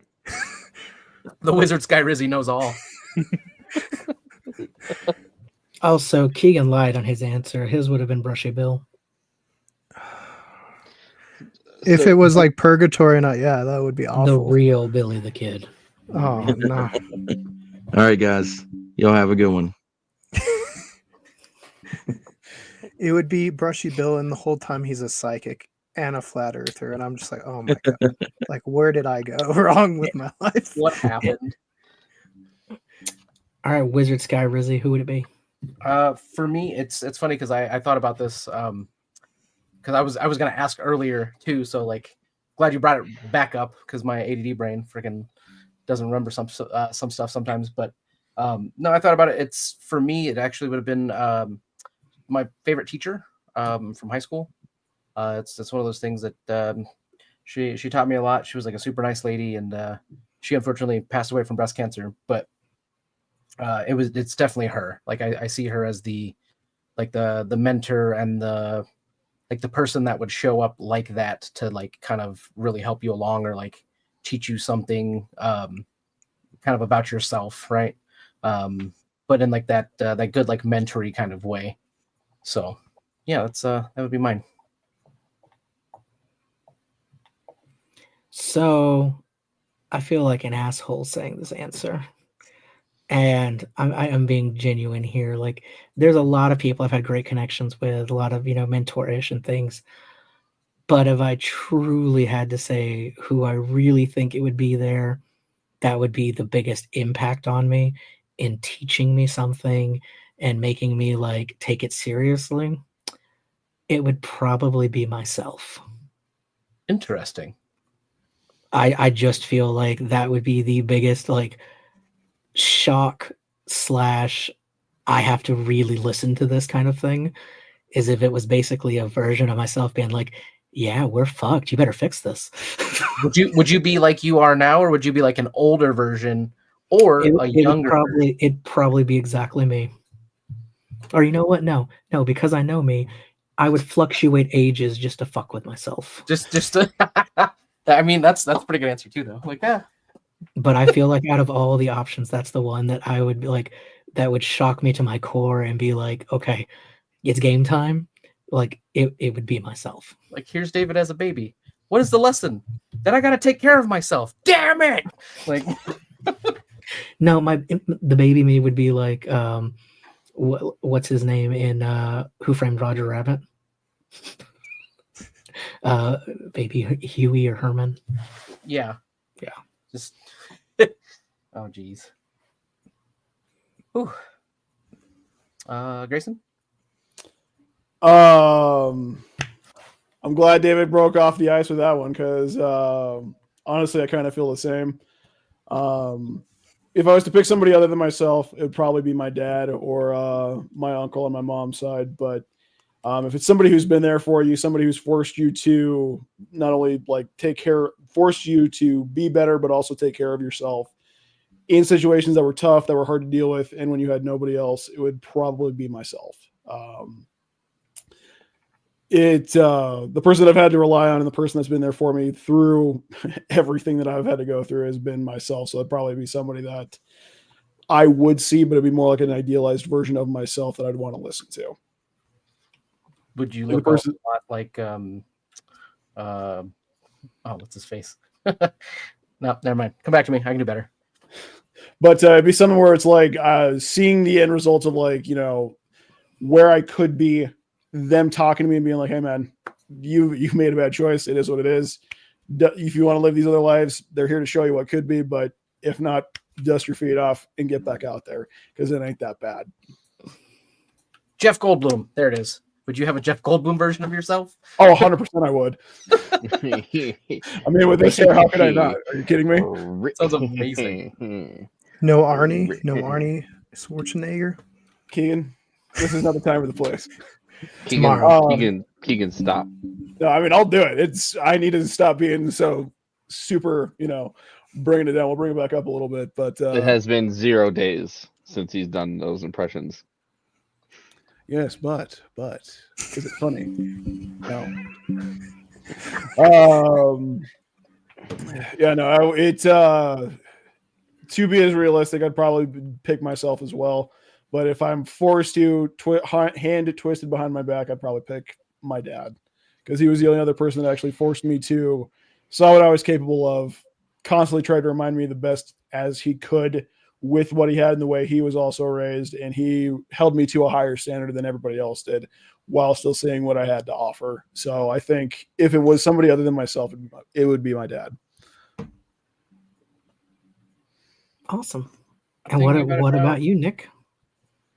Well, thanks for David and Grayson's more realistic and also depressing answers that made me realize that it would also probably be myself, because, like I mentioned earlier, I've been, by myself for the last 7 years. I've brought myself up from down times and brought but if I had to, between myself, there's two other people I would think of. One be my old boss, Jim, at Master Magnetics, because he was a great mentor for me. He's been a great mentor for me for the last 6 years or so. And then another one would be my best friend from high school. His name is Aaron. He unfortunately passed away from a drug overdose a couple years ago, but he was there for me during dark times back then, and he was that one person I could go to talk about anything almost. So, yeah. Is it too late for me to change my answer to Christoph Waltz?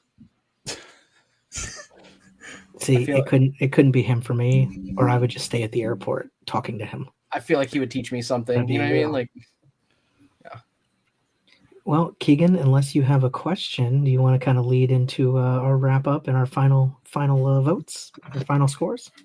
Yeah. So why don't we pass it off to Nick and just get Nick? What are your kind of final thoughts, your rating, and why you kind of lean that way for your rating as far as this one. So yeah, and as we discussed, it's not the perfect story. It's not. There's a certain points of contention that we all had. I would give this probably like a 7.5 out of 10. I do genuinely enjoy this book. I loved reading it a second time. I might read it a third time in the future. We'll see. But it is one of those books that ever since I read it the first time, I do try to recommend it to people I think will enjoy it. All right, Grayson, what about you?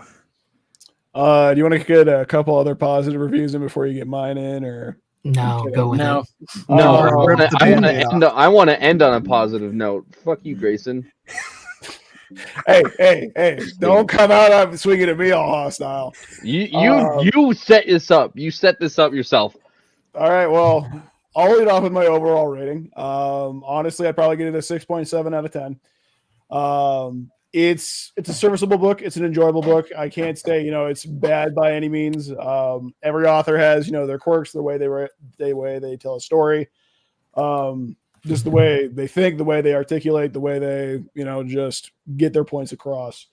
I feel like the setup was very surface level, as kind of illustrated with my question to you guys, but it's very entry level for anybody who's willing to open their mind to contemplate their lives, see where they can improve, and kind of take a deeper look at who's making the choices, so to speak, and see if it's somebody who they really like or if it's somebody who they need to be willing to put in the work to do the change with.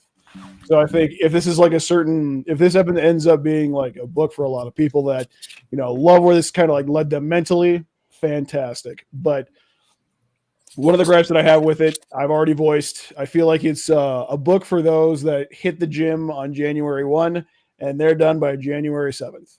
It feels good. You feel like you started a whole journey. You feel like you're making the changes, but it's all very surface level because it doesn't deal with the reality of how hard it is to make those personal changes to not only be a better version of yourself, but the length of time that it takes in order to do that.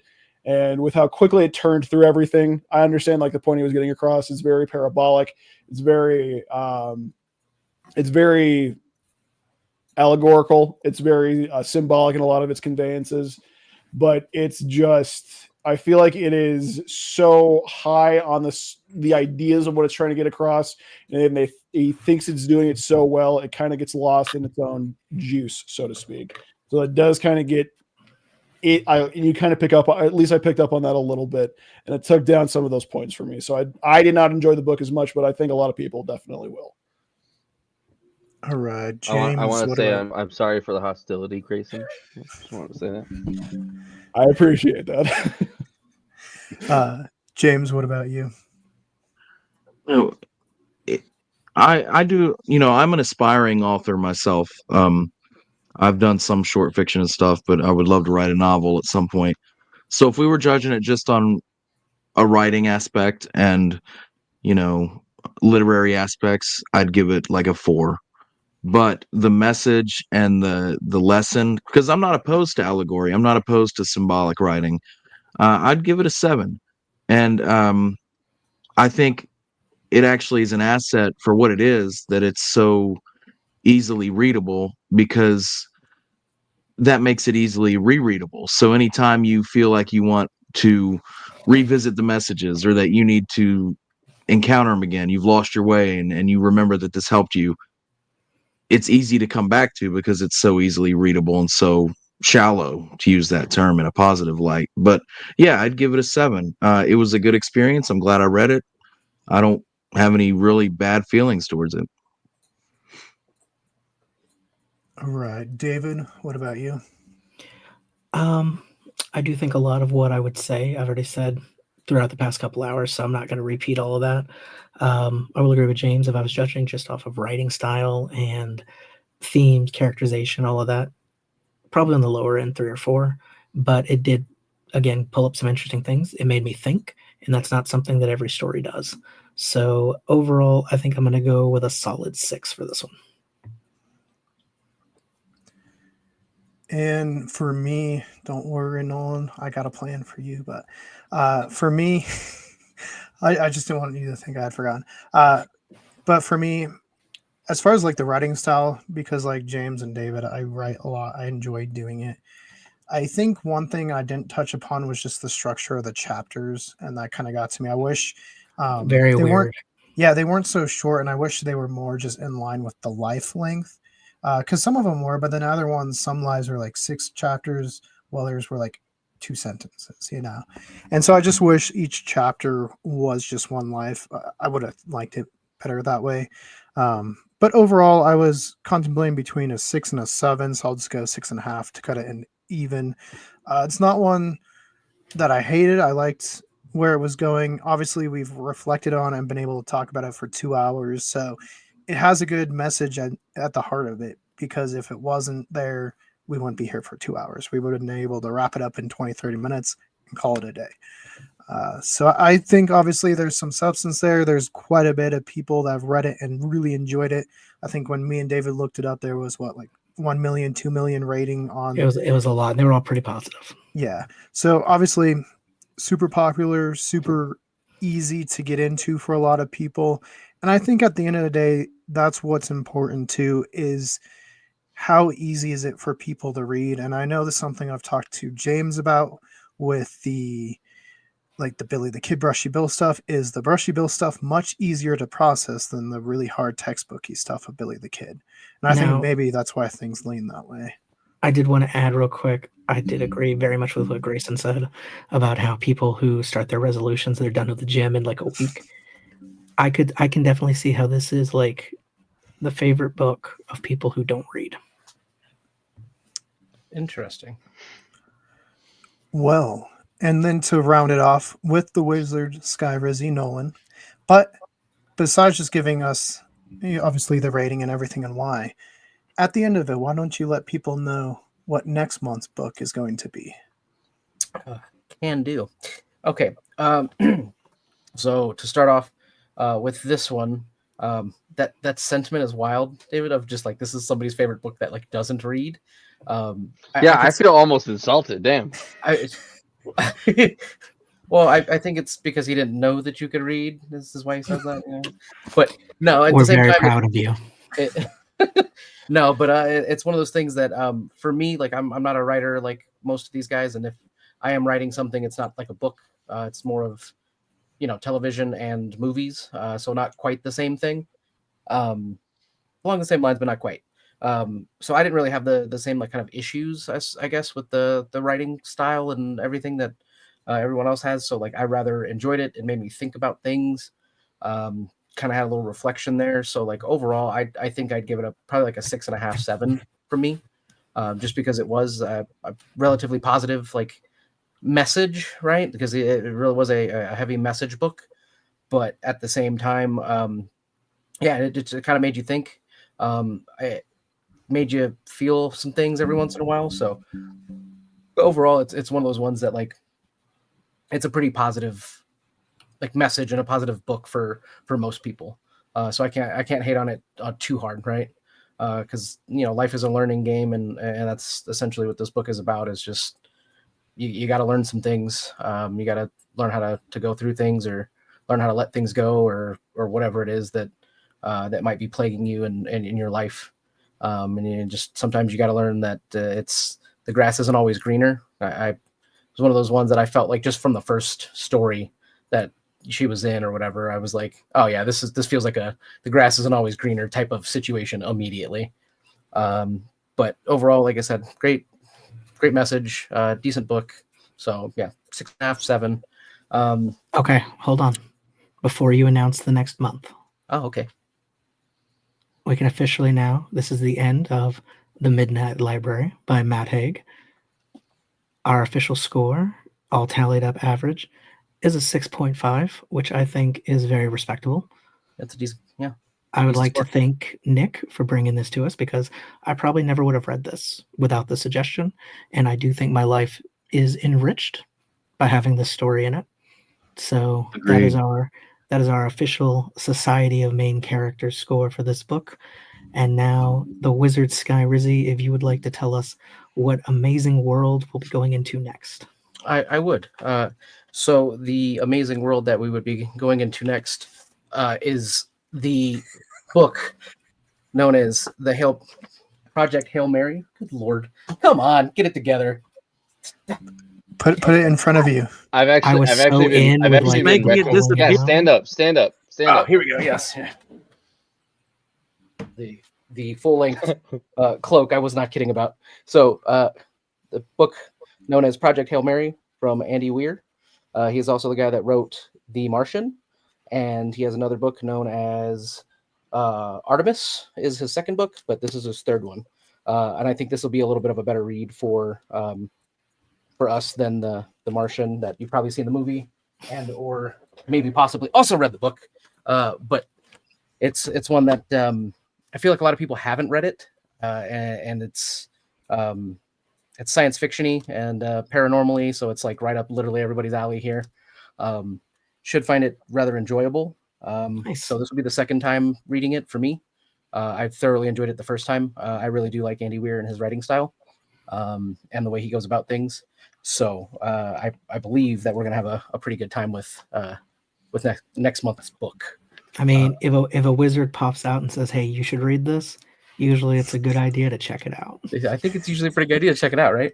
So yeah, so that's what it's gonna be. It's gonna be Project Hail Mary, and yeah, should be a great time for us to discuss. I'm excited to see everybody's viewpoints because I have a lot of ideas and a lot of viewpoints on this one. Nice. That I haven't really got to discuss or share with a lot of people because not a lot of people have read it. So I'm excited to read it and kind of see what everybody feels about it, especially with the gentleman that I have here and the vast amount of knowledge and or experiences. So this should be super fun. And Keegan, when roughly will the discussion about this book be taking place? Usually we're going to try to do it on the first Monday. So probably that first Monday in March. We'll definitely let you guys know. But at least that's So kind of what potentially the third. yeah, because guess what? Next month is almost the same because this month's shorter. So that evens out when days fall on. Yeah, so join us, of course, next month to talk about that. Now, Greyson's been hard at work at building something like we kind of teased at the beginning. Greyson, where can people come and discuss with us more if they want? So I'll be right back, guys.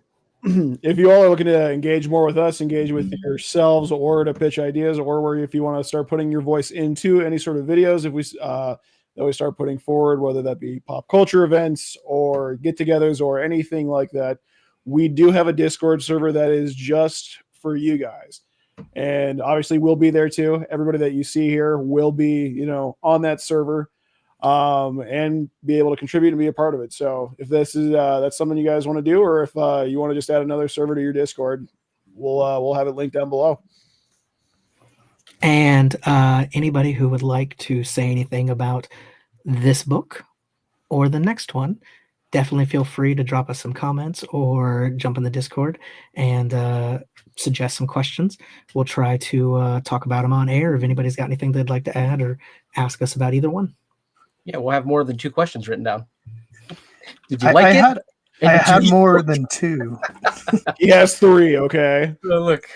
I had 3.5. I was was- starting to write one. I kind of got distracted. Did you read the book? Yeah. Did you really read the book? Are you sure You sure you read the book? Yeah. And then That's I opened the fantastic. dictionary to find another way to say it, and I fell asleep, so I couldn't get a 4th one down, unfortunately. Happens. Yeah.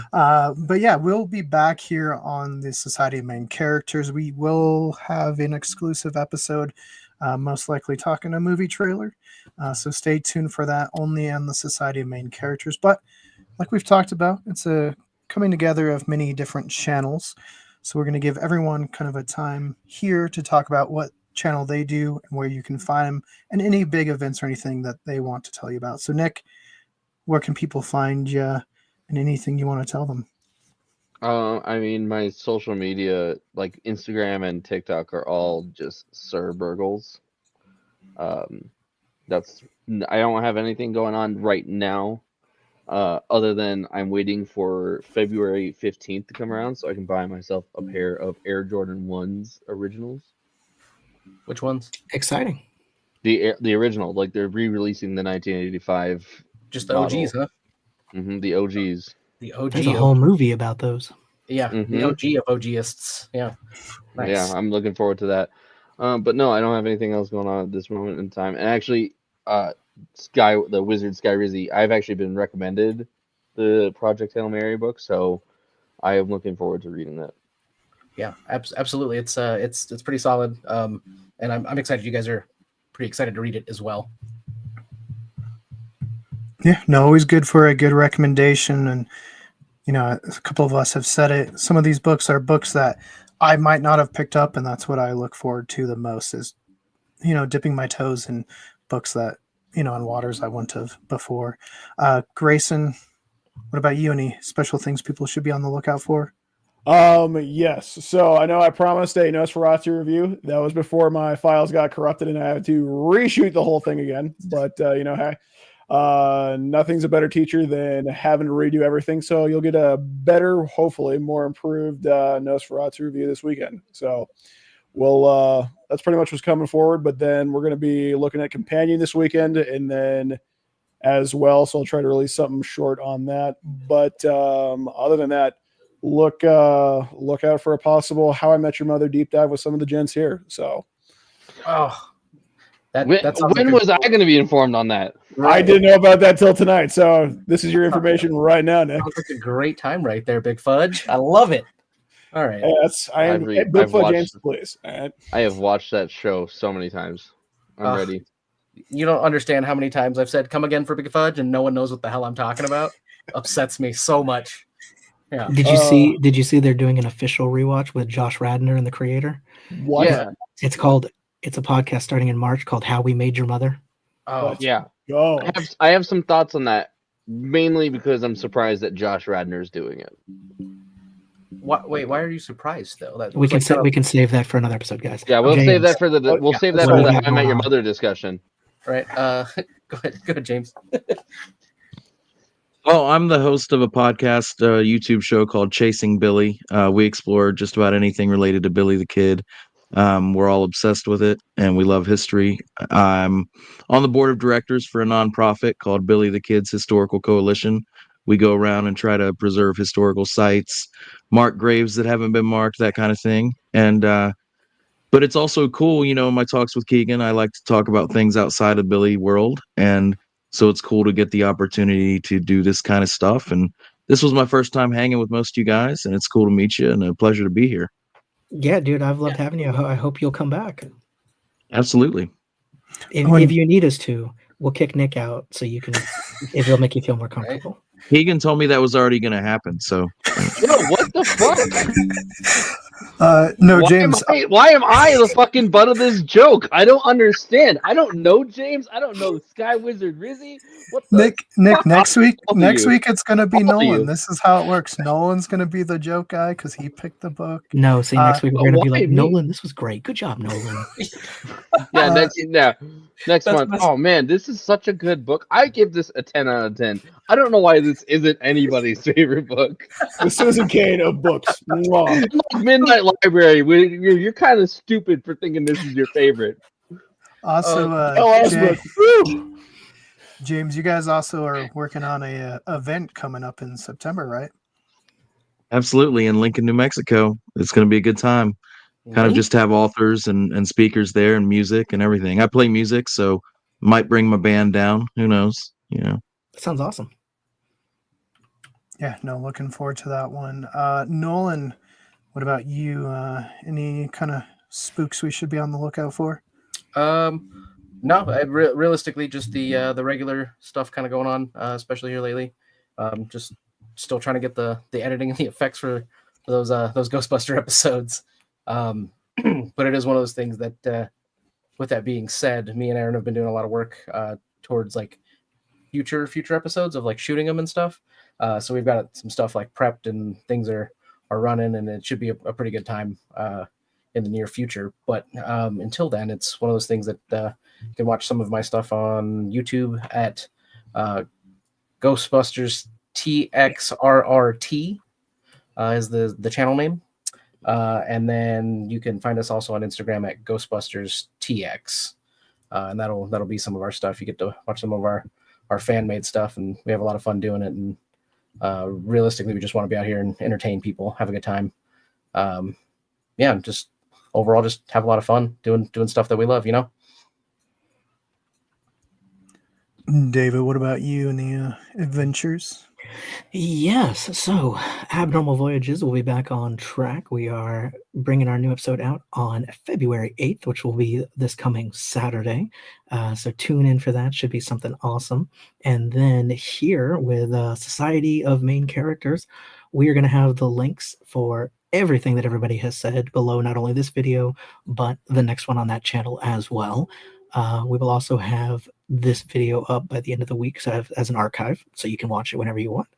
And as Keegan mentioned, stay tuned there for a fantastic video later on this week as well. And what about you, Keegan? Anything going on with Cool's Paranormal Studios? There was supposed to be a Temeraptor video, but I may or may not have gotten sidetracked in a museum for an entire day. So that was my fault. That'll happen. Yeah. Yeah. Look how they butchered my boy. No, but the Temeraptor video will be coming up at some point. I'm pretty excited about that just because it was kind of happenstance that we were discussing the dinosaurs of the Bahariya Formation, and then they described one. So kind of just happy coincidence. We also have a Best Burger episode coming out Friday. So check that one out. And I know Greyson and me are going to kind of start working on that Pat Garrett video that we want to work on, or I want to work on. He's going to help lend his voice talent to Pat, since he helped play Pat in live action and kill Jeremy live for us in a canyon. Buttery and silky smooth, baby. But no, I'm excited for that. I'm not sure. I'm trying to get it out for the end of the month. We'll see. It might be an early March video, but it is going to be coming out. So stay tuned for that. But like David said, all of our channels, any description you need, any socials, they'll be in the description below. So along with the link to join the Discord. Yes, as well as the Discord will be there, so you can come talk with us. Just, tell us your feelings on the book. Tell us books or movies we should talk about. Tell us why we were wrong and how we reviewed it. I mean, whatever you want to tell us, go there. We can't wait to hear from you. And like I said, I hope that's... I just remember we're more right than you.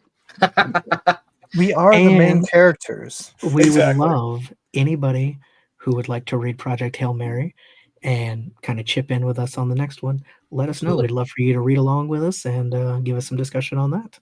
But I think that's about it, unless anybody's got anything else to add for tonight. Just one thing, to help the numbers.